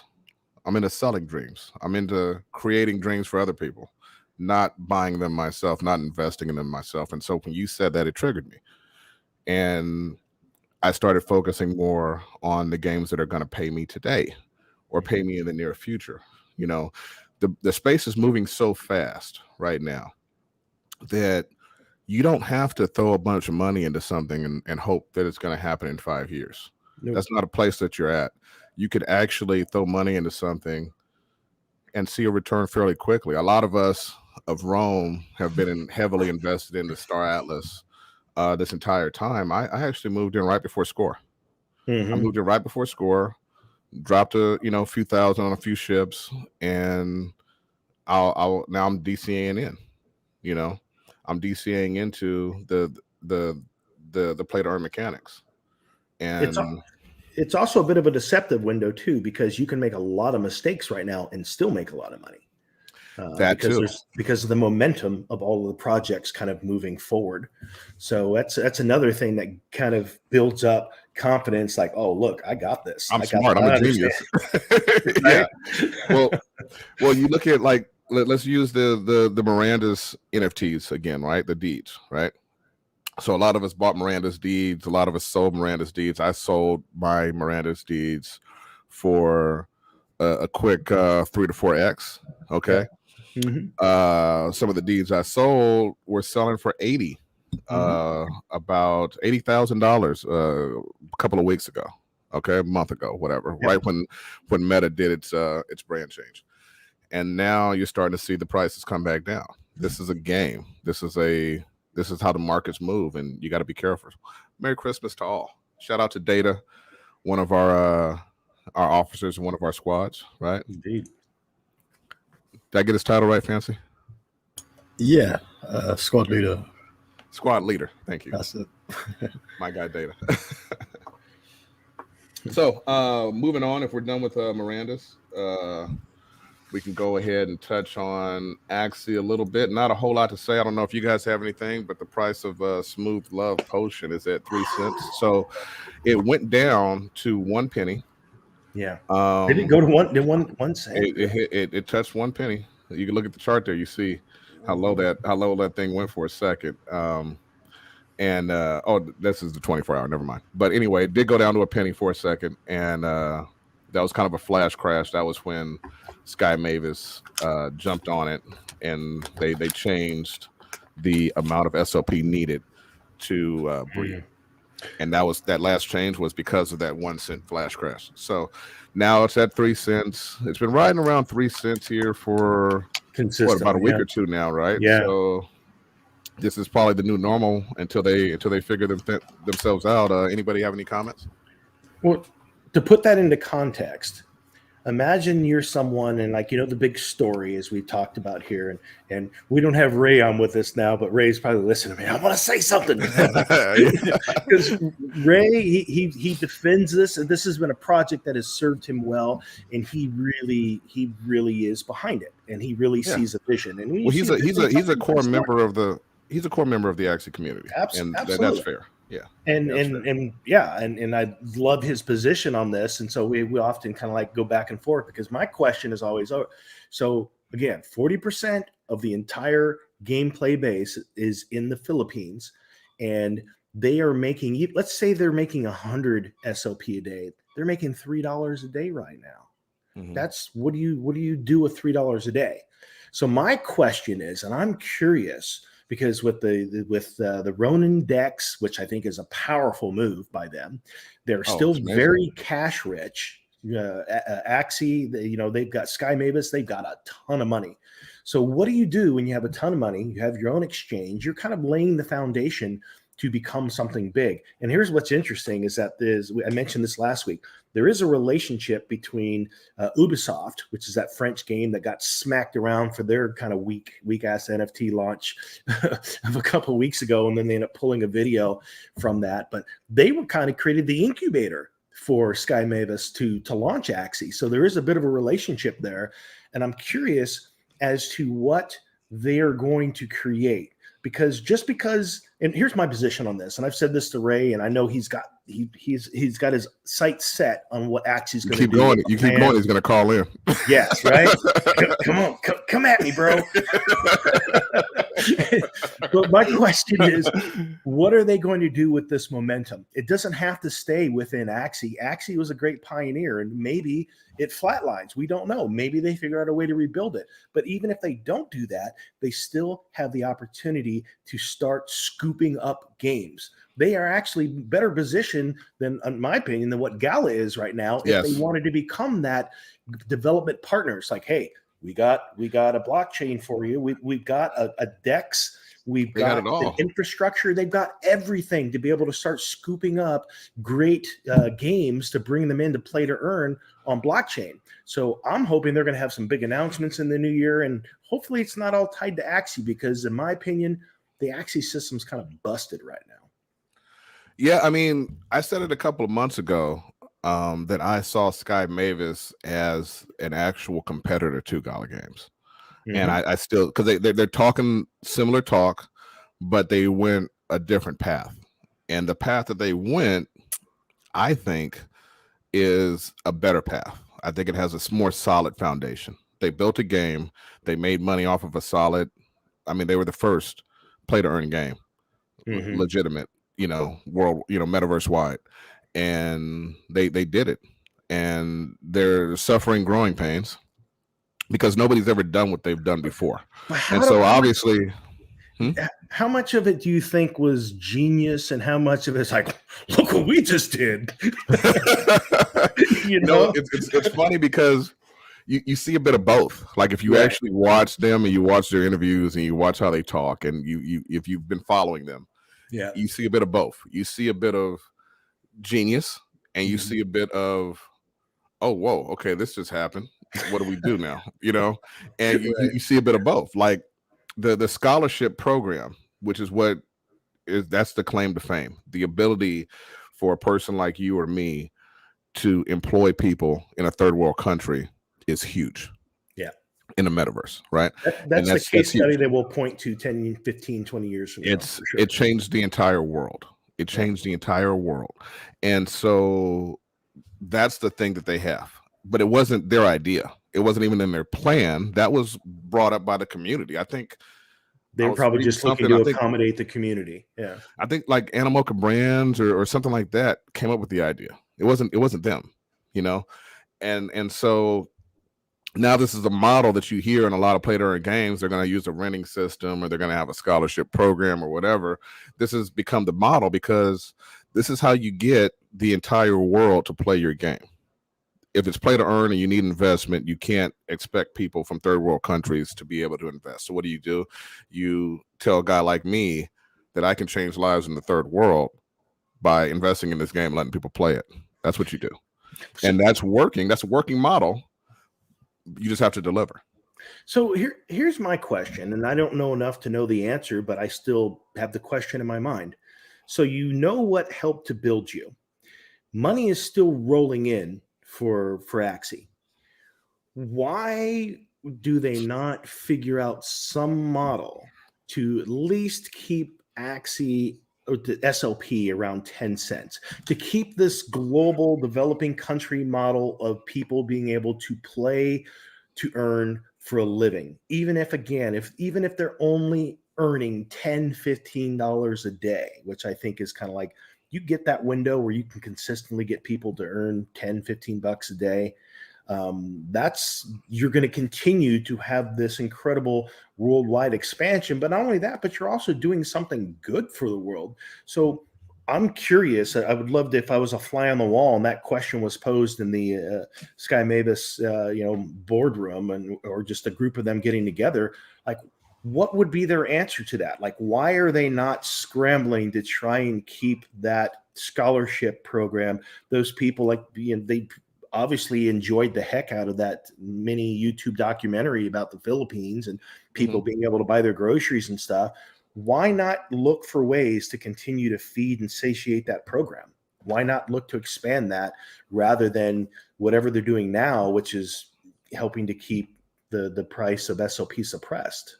Maybe they have that in the can somewhere. I don't know. But that's my big question. It's like, why not look to continue to support that program that helped to make you? You can still be doing the other things on the side and to build those up, parallel. Whether that means you're going to develop a whole project where you're bringing in game developers and build out the Ronin decks, but you could still be figuring out a way to keep that SOP up to incentivize folks in the Philippines and all throughout South America and other places to be able to continue to earn, because right now they're not earning enough to sustain. They don't come from me, Axie community, but I think they're, in my personal opinion, they're gambling. Yeah. They have a vision. They have a grand vision. And I mean, when you listen to the developers and the top people in the Axie community, they actually love their Axies and they actually love the game. They think it's a great game. They don't realize that a lot of us who are Axie supporters are there because of the play to earn mechanics. They think that Axies are cool and they're great and the game is amazing. And so what has to happen for the price of SOP to get more buy pressure? What has to happen is you need an Axie burn mechanic, right? Yeah. And that's something they can't just drop in. They could do a lot of things to protect the price of SOP right now if they wanted to. But I think what they're gambling on is that they're going to have this great Battles V2 launch that's going to be this amazing game, and it's going to take care of the burn mechanics that they need. And they're going to do all this at the same time. And they're gambling that they're not going to lose too much of their community while we wait for that to happen. And I think that's where they're at right now. I think they're saying, hey, you know what? We got Battles V2 coming. We got this. We got that coming. Wait and see. That's a huge gamble, because whenever you take a project and you make a big adjustment, like all of a sudden, hey, instead of doing this, we're going to jump over into this lane and now do this. We don't know how that's going to play out. That's like I always go get back to Gala and Miranda's and talking about all of the firsts that they're trying to pump into that. That death mechanic is going to be brand new. The fact that, food and sleep are such a big thing, or that wolves are going to be dependent upon how many rabbits there are. These are all first game mechanics, and you pump too many of those in the mix, you up the variable for failure. So I'm curious, like you said, they must. I worry about Star Atlas sometimes for that same thing, Yeah. So they must really have a vision where they're like, okay, we know this is what we want to do, and they're risking a lot. They're gambling a lot on it, rather than saying, hey, we got this thing to work. Until now, let's start adjusting things here to see how the community responds. How do the tokenomics play out? And so instead of doing that and adjusting, they're like saying, no, we're going to come over here and do this now. That's a big risk. And going back to something you said earlier, I just lost it. Never mind. It'll come back. If it's important, it'll come back. I had a question for you. Were saying that with Star Atlas, you had similar concerns. In what regard? What are you thinking about? Like, because they were doing something so new? I mean, Star Atlas is a lot of firsts, like you said. I mean, there's EVE Online, okay? And EVE Online is amazing, and it has a lot of intrigue, a lot of room for creativity. And it's a phenomenal game because of that, right? Legendary, groundbreaking, historical in a lot of ways, right?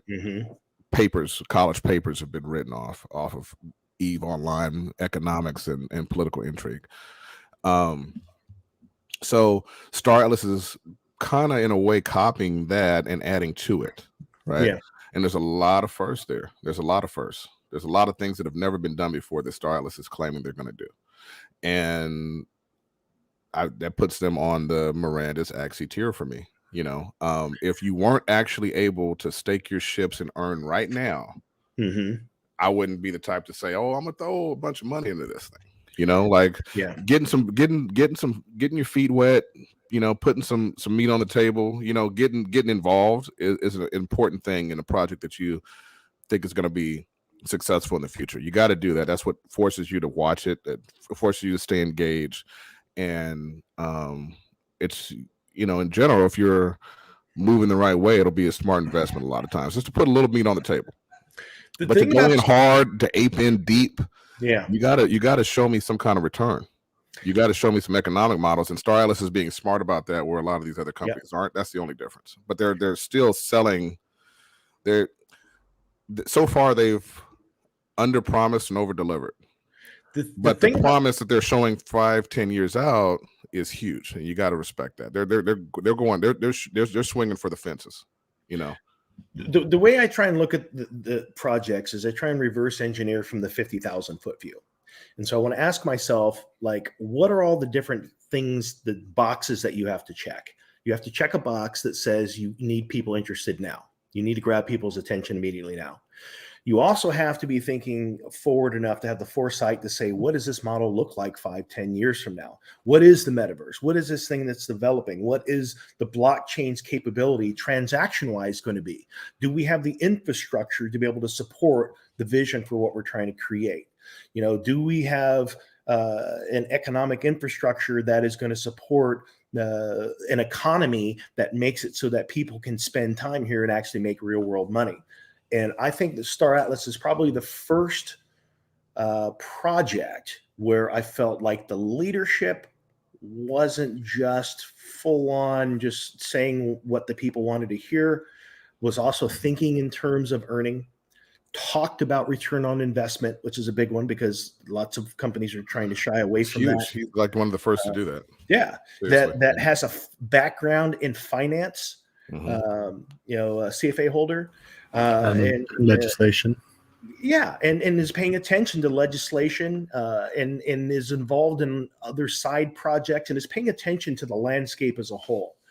And so for what is going to be created, if you're going to have a real vision for something new, you kind of have to be prepared for some first, but you also have to look at each of the steps along the way and say, how do we get there?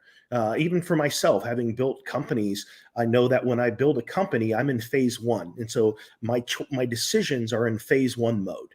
And then once I get to a certain milestone, it's like, okay, now I have the resources, the manpower, all of the stuff to enter phase two. Now I can make phase two type choices. And it carries on like that.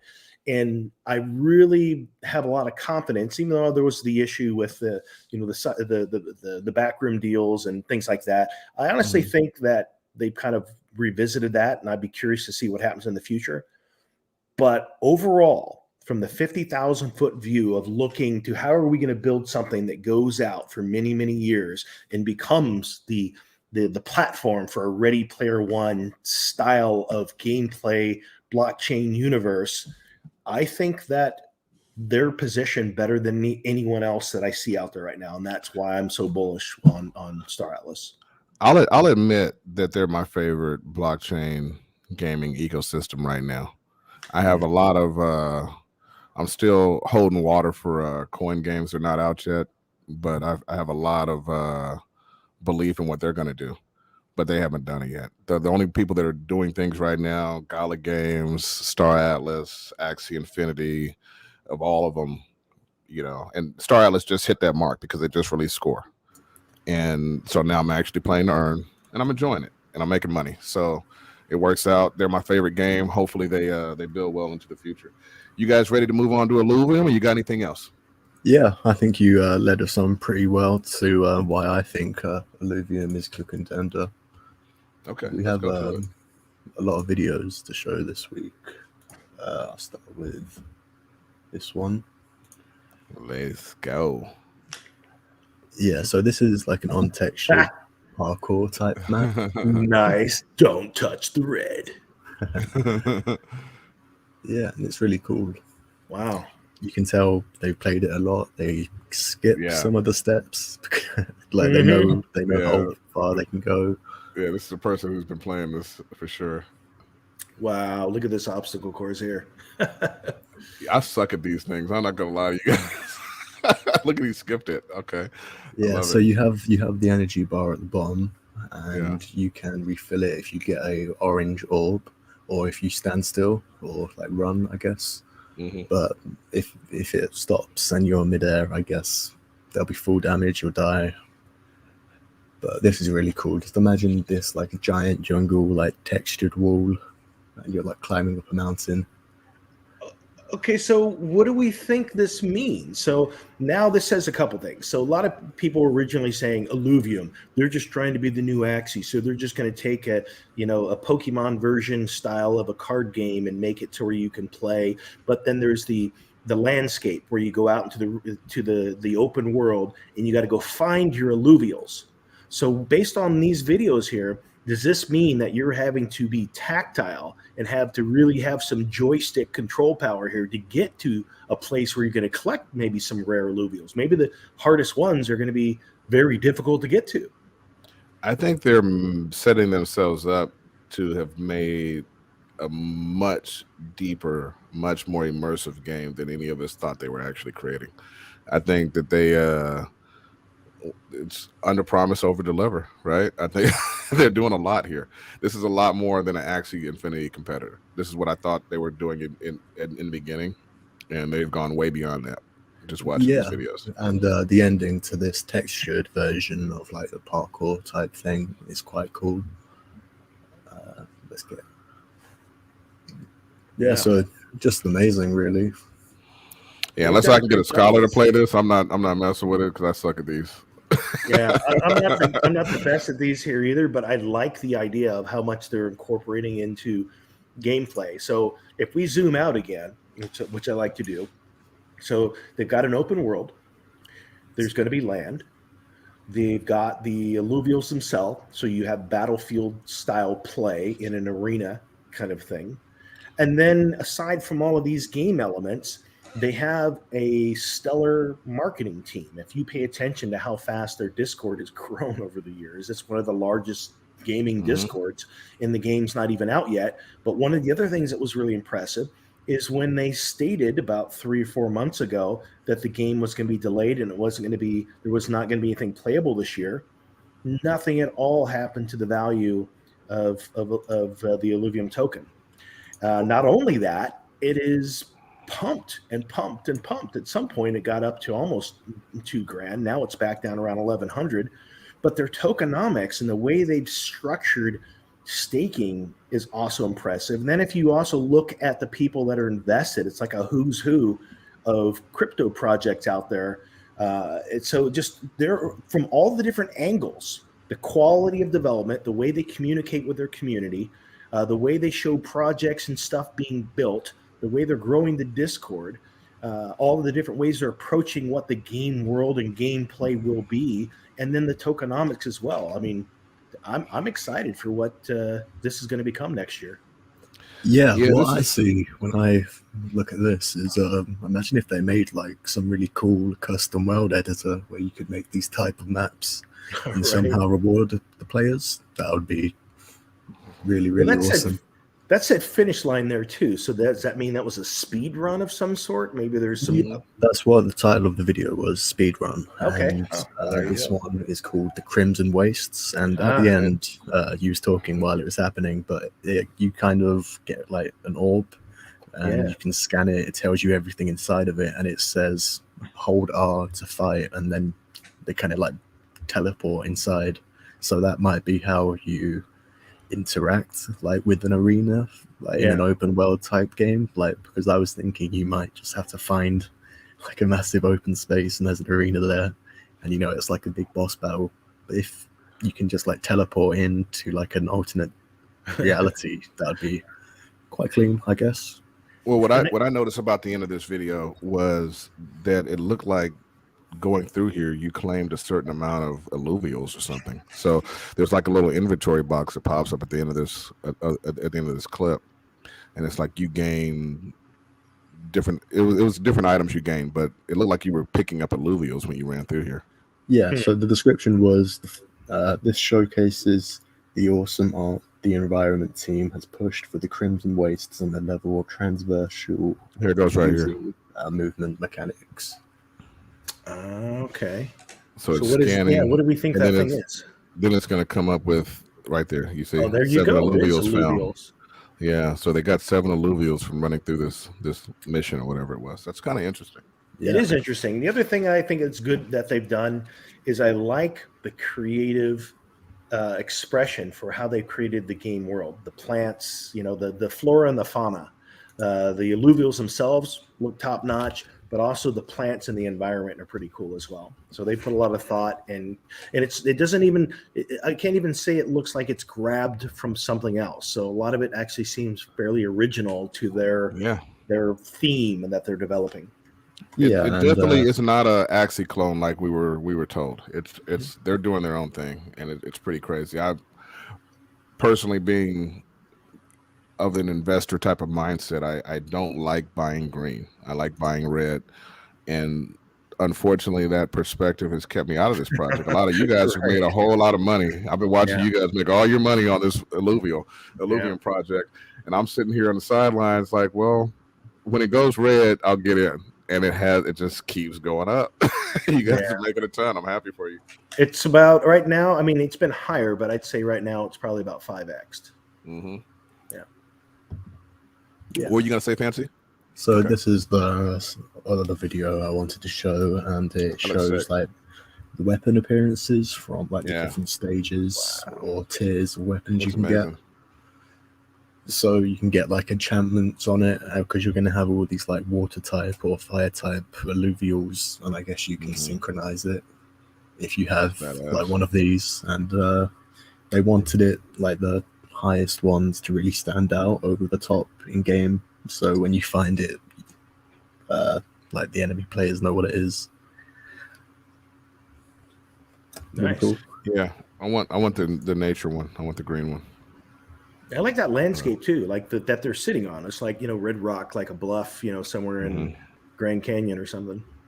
It's pretty cool. Nice fighting place. Yeah, and you can see some of like the more basic ones in the like bottom as well. It's cool, yeah. And so right now, do we think that there's straight up? Is it 3 tiers now that you can scale in Illuvium? So it's 3 tiers of Illuvium, and each one you need 3 of that tier to go up to the next one. Okay, so to get to that final one, you've essentially gone 3 to 9. To 27. You burned 8 of them to make one of the best, pretty much. Awesome. Right on. So, do we have anything else on Illuvium? There was also this which I found quite interesting. So it seemed to be like an end game screen, and one of the things I found interesting was how it says total waves in the top left corner. Like what I hear when I see that is like zombie survival type games where all these alluviums coming at you and you have to survive like waves of them. Yes, right. Or like a tower defense. Those kind of games are fun. People like those, so they're doing a lot. I'm curious to see what Gala's tower defense game is going to be about. I like tower defense games. I'm a big fan of that style. Hey, Nomads, Metaverse Nomads, when you guys find out it's a good buy point for me to hop into Illuvium, tag me in our Illuvium chat in our Discord. Let me know.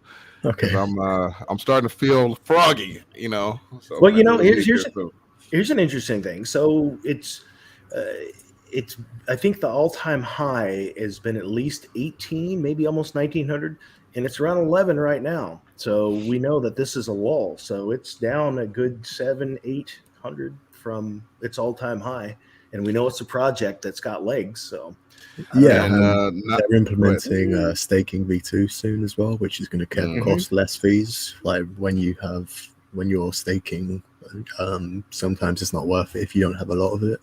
Yeah. But you're either just waiting for low fees or you're a whale and you don't care.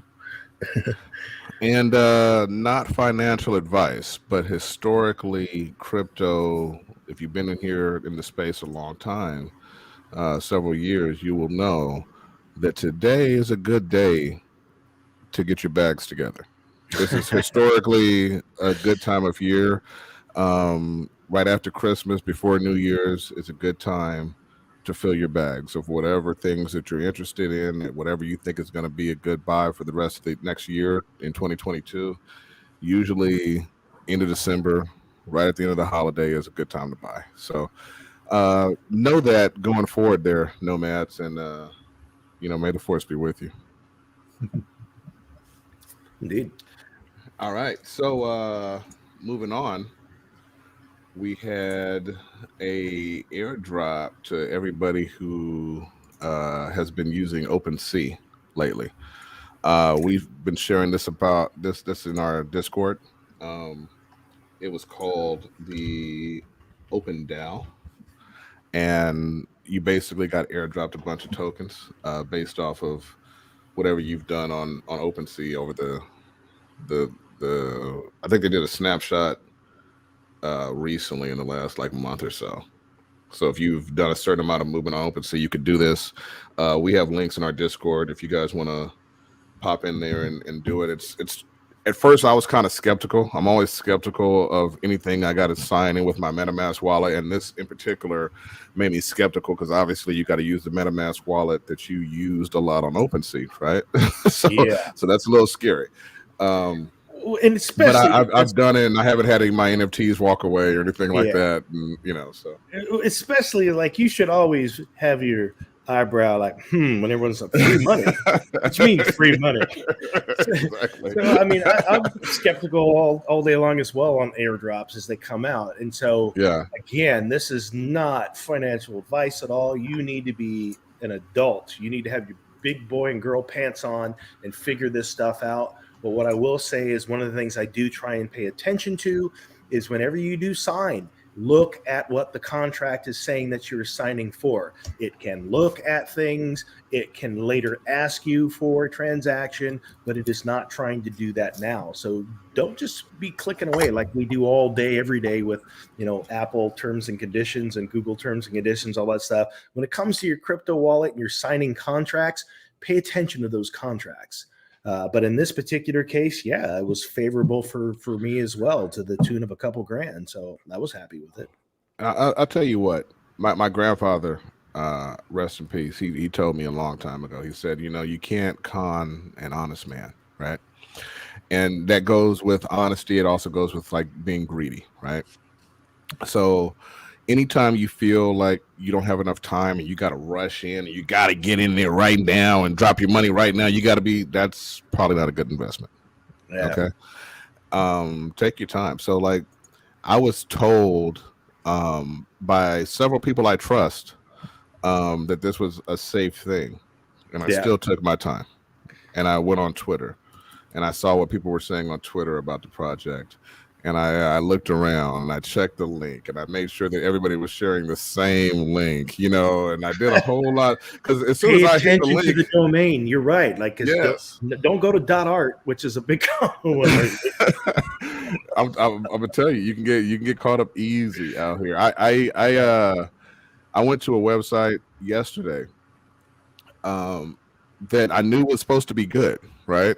And I went on Google, which I don't normally do. Usually I go on Twitter and I find their link and I use their link. And this time I typed it into Google and I popped up a website and I go to sync my MetaMask wallet and it asked me for my private keys. And I was like, huh? And I was like, wait a minute. And I was actually kind of drinking at the time. I was like, whoa, hold on. Maybe I should be doing this. Maybe I should wait till I'm sober. So what's going on? and so, sure enough, looking at the address, like you just said, the address wasn't right, and I went and I fixed it, and everything worked as it normally would, and so you got to pay attention to these things, especially as you build up your metaverse wallet status to the point where you become what's the word for like a honeypot, And another thing to do is always, obviously, you want to spread your stuff out to different wallets so you're not as big of a honeypot in one wallet. Like I have different ecosystem wallets. My Gala wallet is not the same as my Star Atlas wallet. It's not the same as my major OpenSea wallet. It's not the same as the wallet I share on Twitter. These are all different wallets. A good example of that is that, let's say for Solana project, so you might have a Phantom wallet. If you're getting ready for a mint, you might want to create a wallet specifically for that mint. Only put in there what you need for that mint. There, Right. and also be careful of auto accepting contracts where you're like, hey, I want to get on that mint, so I want it to be quick, so I want it to be able to just auto approve stuff. Well, there are some scripts out there that do some shady stuff where they create a transaction, but then send a message to the wallet like there was an error in the transaction, and then create another transaction, and it will just keep that cycle going till it bleeds your entire wallet. So don't, I would say stay away from the auto approve best you can, unless you have absolute trust for a project. And even then, it's a sketchy thing to do. But then also using a wallet that's specific for a mint. You can always move your stuff around later, especially on Solana. The fees are so minimal. It's a lot harder to do on ETH for sure, because those gas fees are something else. But ETH will beat you up. It's ETH, even with the even with the prices being down right now. I mean, it's funny because I'm lapping in luxury right now because ETH fees are usually around $30, and that's so nice compared to what they were in the recent past, where you were paying over $100 to do everything. Shout out to Punjab from the chat. Great advice. You guys should give some kind of safe practice for crypto on each episode. Hey, you know what? Appreciate that. Punjab has actually been with us a long time. He's actually I think he's there every week with us. Shout out to you, bro. Appreciate you. We're thankful for you being here. And also do us a favor and ask these questions, because we interact with the chat. We usually we come up with our show notes and we have the things we want to talk about for each week. And I was listening to a podcast a few months ago that really touched me, because this guy, he said something that was really impactful. He was like, a lot of us who've been in crypto a long time have this 10,000 hour view, and we don't understand what it's like for the normal people. And that's key, because I've consumed over 10,000 hours worth of crypto content. Jesse's consumed over 10,000 hours worth of crypto content. Fancy, all of us consoles, we all are deep in here. And so we're so deep that a lot of times we don't understand the barriers that a lot of people are facing. Like I said, I told a bunch of my friends that I know are in crypto, who I know are sneakerheads, hey, these Genesis Steph Curry flows just came out. You might want to grab them. And they were like, okay, I'm going to download MetaMask. I said, what? Yeah. It blew my mind that they didn't have MetaMask. So we miss a lot of things that are commonplace. Like we talk to each other in shorthand because we know each other's knowledge level. We're like, oh, just do this, and this, and we don't have to say a whole lot. And then I talk to a family member and I have to break it down at baby steps because they don't even have basic crypto knowledge. I just did that. Yeah. I just went home. I've been traveling the past month, friends and family, all across the States, and similar conversations. And then the same thing come up again and again. And it just really helped me realize just how far removed the average person is from understanding this. And with all of the pitfalls and the landmines and the traps that are out there, man, that are snaring even people that are a little savvy. It's really reminded me why. I mean, coming from a background of creating educational content, that I plan on creating some content for those people, for my friends and family, for the people that are like, hey, how do we do this, and how do we avoid the things we shouldn't be doing? But you're spot on. Yeah.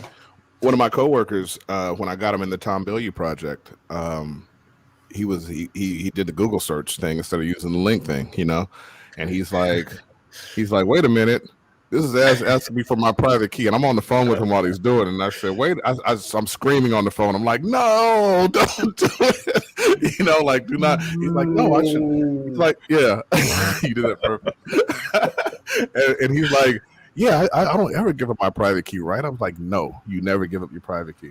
And these are the things that a lot of people just don't have. If you join the Realm Discord, we have like Crypto 101, we have Metaverse 101 channels where we just share a bunch of different videos that you could watch where you could start to build out your own 10,000 hour view.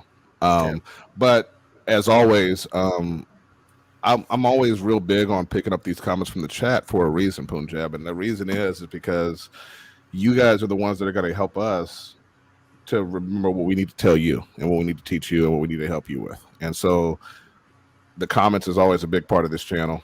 It always will be. Always will be. Even if it gets real big and gets real trolly, I'm still going to spend a lot of my time digging through these comments, trying to help out people who need help and answer questions that need to be answered. So, thank you for that, Punjab. Anything else? We have Metaverse Y. What kind of any new I know you were traveling a lot, Jesse. Do you have any new projects that you were looking at this week or anything going on? Just it's kind of a passion project, but also like how the community is developing. One that a bunch of us have been involved in for quite some time. I think they're about to make some pretty interesting moves, and that's Bone World. But as you saw from the last couple of weeks, I've been rocking this elephant house avatar. Yes. This is just one that I really like. That's I like sick. the community. I like the sick. art. And so, we've talked about this a little bit too, about how just NFT projects that are starting off initially as PFPs, but then you see the community and the people developing behind it into something that you want to be a part of. And so that's just one for me that I'm really enjoying being a part of that community, that project. But that's really it. Other than just paying attention to all the landscape as a whole, I'm really starting to look at what I think the metaverse as a whole is going to be developing into. So not project specific, but really that 50,000 foot view of where I think we're all headed and who's showing up and who's doing something interesting that's going to matter for a long time. What about you, Fancy? You got any new projects you're looking at or anything going on in the past week you want to mention? Just zoning in on Star Atlas, really. We got something to dig our teeth into now. Enjoying the experience. Yeah, I think I'm kind of caught between you and Jesse on that, right? Like on the one hand, it's like Star Atlas is paying me, it's paying me well, and I want to like ape in so much harder to Star Atlas. At the same time, I'm still like looking at these other projects out in the world, trying to make sure that I'm positioned properly on those. I got super distracted by the Steph Curry's, the flows that came out this week. That basically stopped everything. Raul Paul came out with his NFT project this week or 2 weeks ago, maybe even. I think I'm late. So, but the last day was on the 23rd. Great project, great idea, but I'm not into the yearly subscription thing, and that's kind of what he's doing with that. And I was really excited to be a part of his first NFT project, and the yearly subscription thing turned me off. So I didn't jump into that. I'm gonna wait, see what happens, see if any of my friends get into it, and see what they think. Or if they don't get into it, then we'll wait. We'll see what happens year 2. I don't know. I'm just not a subscription kind of guy. That's I want to buy something and hold it. I want to buy something and have to keep paying for it. Mm-hmm. All right. So anything else for last thoughts before we move on? All right. So just other than just, I mean, I don't know if we're there yet or what else we have to show, but I just wanted to say an awesome shout out and thank you to all of the people that we see the names, you guys that join us here. I mean, here it is the day after Christmas, and there's a bunch of you guys here with us live. And we appreciate you, and we look forward to your comments and the things you share. I mean, we'll share something and you'll correct us and say, hey, but it's this. And we love that. We appreciate that because this is about all of us learning and growing together. 2022 is going to be an epically huge year for all of us. We're all in the right place, right time. Love you guys. Appreciate you being here with us. I just wanted to shout that out. You know what, Jesse? I'm glad you said that because you're right. So this is our first year. We were the Miranda's Gentry, and then we became the Metaverse Nomads because we saw what the Metaverse was actually going to look like, and we saw the need for us to be more flexible and be able to move around. A lot of you guys came with us on that journey, and the channel's just been growing, and it's all due to you guys, and we appreciate everybody. 2021 was the first year of the metaverse, and 2022 is going to be a major year of building, and we just hit over 1,000 subscribers recently. We're seeing a lot of people joining these live streams on a regular basis, and our Discord just passed 2,000. So a lot of good growth. Like a lot of dreams that we had, a lot of goals that we had. We've touched those milestones this year. and that's all about the community. It's not about us. And so, yeah, I'm ecstatic. I'm excited for the new year. And yeah, I can't wait to see what 2022 is going to do to us. So you guys are going to be huge in 2022. Well done to you all. Hey man, thank you for being here with us. You're going to be huge with us. Come join Rome. Rome.io. Okay. Rome.io. Come join the squad and be down. All right, so I'm gonna close this out with this Joe Rogan video. I don't know, we might get demonetized or whatever for sharing Joe Rogan content. They might kick us off of YouTube. Who knows what's gonna happen? No, it's worth it. You know what? This video is funny. I shared it with my family. I shared it with the Nomads, and the funniest part is at the end where he says you could start in another metaverse. He said, I might not be able to afford being in this metaverse, but I'm gonna start in another metaverse and work hard. I'm gonna work hard. and the thing about why it's so funny is because it's so true, right? Yeah, right. I just mentioned earlier today. It's like, okay, I'm not a cybercon. Right. I'm not a Bored Ape, but I'm gonna work hard in Star Atlas. Well, one day I'm gonna be a cybercon, bro. Like it's gonna happen for me. I'll be there with the big guys. So yeah, shout out to all of you guys who are just coming into the metaverse who feel like everybody's way ahead of you or that you don't have a chance or anything like that. That's not true. You go into one metaverse, you're making $5 a day, you're making $1 a day playing Axie Infinity, whatever it is, and you keep working hard, and one day you'll be at these upper levels where you're employing other people across the metaverse, or you're making these big moves and these big investments. You're going to get there. We're all going to make it. Okay. Yeah. Wag me. And good morning. All right. So thanks everybody. We'll play the video. We're going to close out here. This is Joe Rogan, and this is really funny. Watch this. The Joe Rogan Experience. Yeah, we need a scam. The country is run on a succession of scams. But how is this going to protect us from China? Ooh, well, I don't know. Isn't that the real issue? Well, they're buying up everything. It'll pump up the economy. Do you own any digital real estate? What? Do you own any digital real estate? I'm going to ask you again. What? I mean, I know What do you you have mean by like a house and digital everything. real estate? What does that mean? You don't. It's real estate in the metaverse. Like you own it. It's real estate. I don't understand. You're such a boomer. You need to own digital real estate, Joe. Oh my God! Snoop Dogg paid $450,000 to be Snoop Dogg's metaverse. Oh, someone paid $450,000 to be Snoop Dogg's metaverse neighbor. Wow, he's now a resident of the Sandbox metaverse. In 20 years, you're not going to be able to go outside because of the climate. So you're going to spend most of your time in a pod, and you're going to live online. Your NFTs are going to be your precious art, and you're going to live in the metaverse in digital real estate.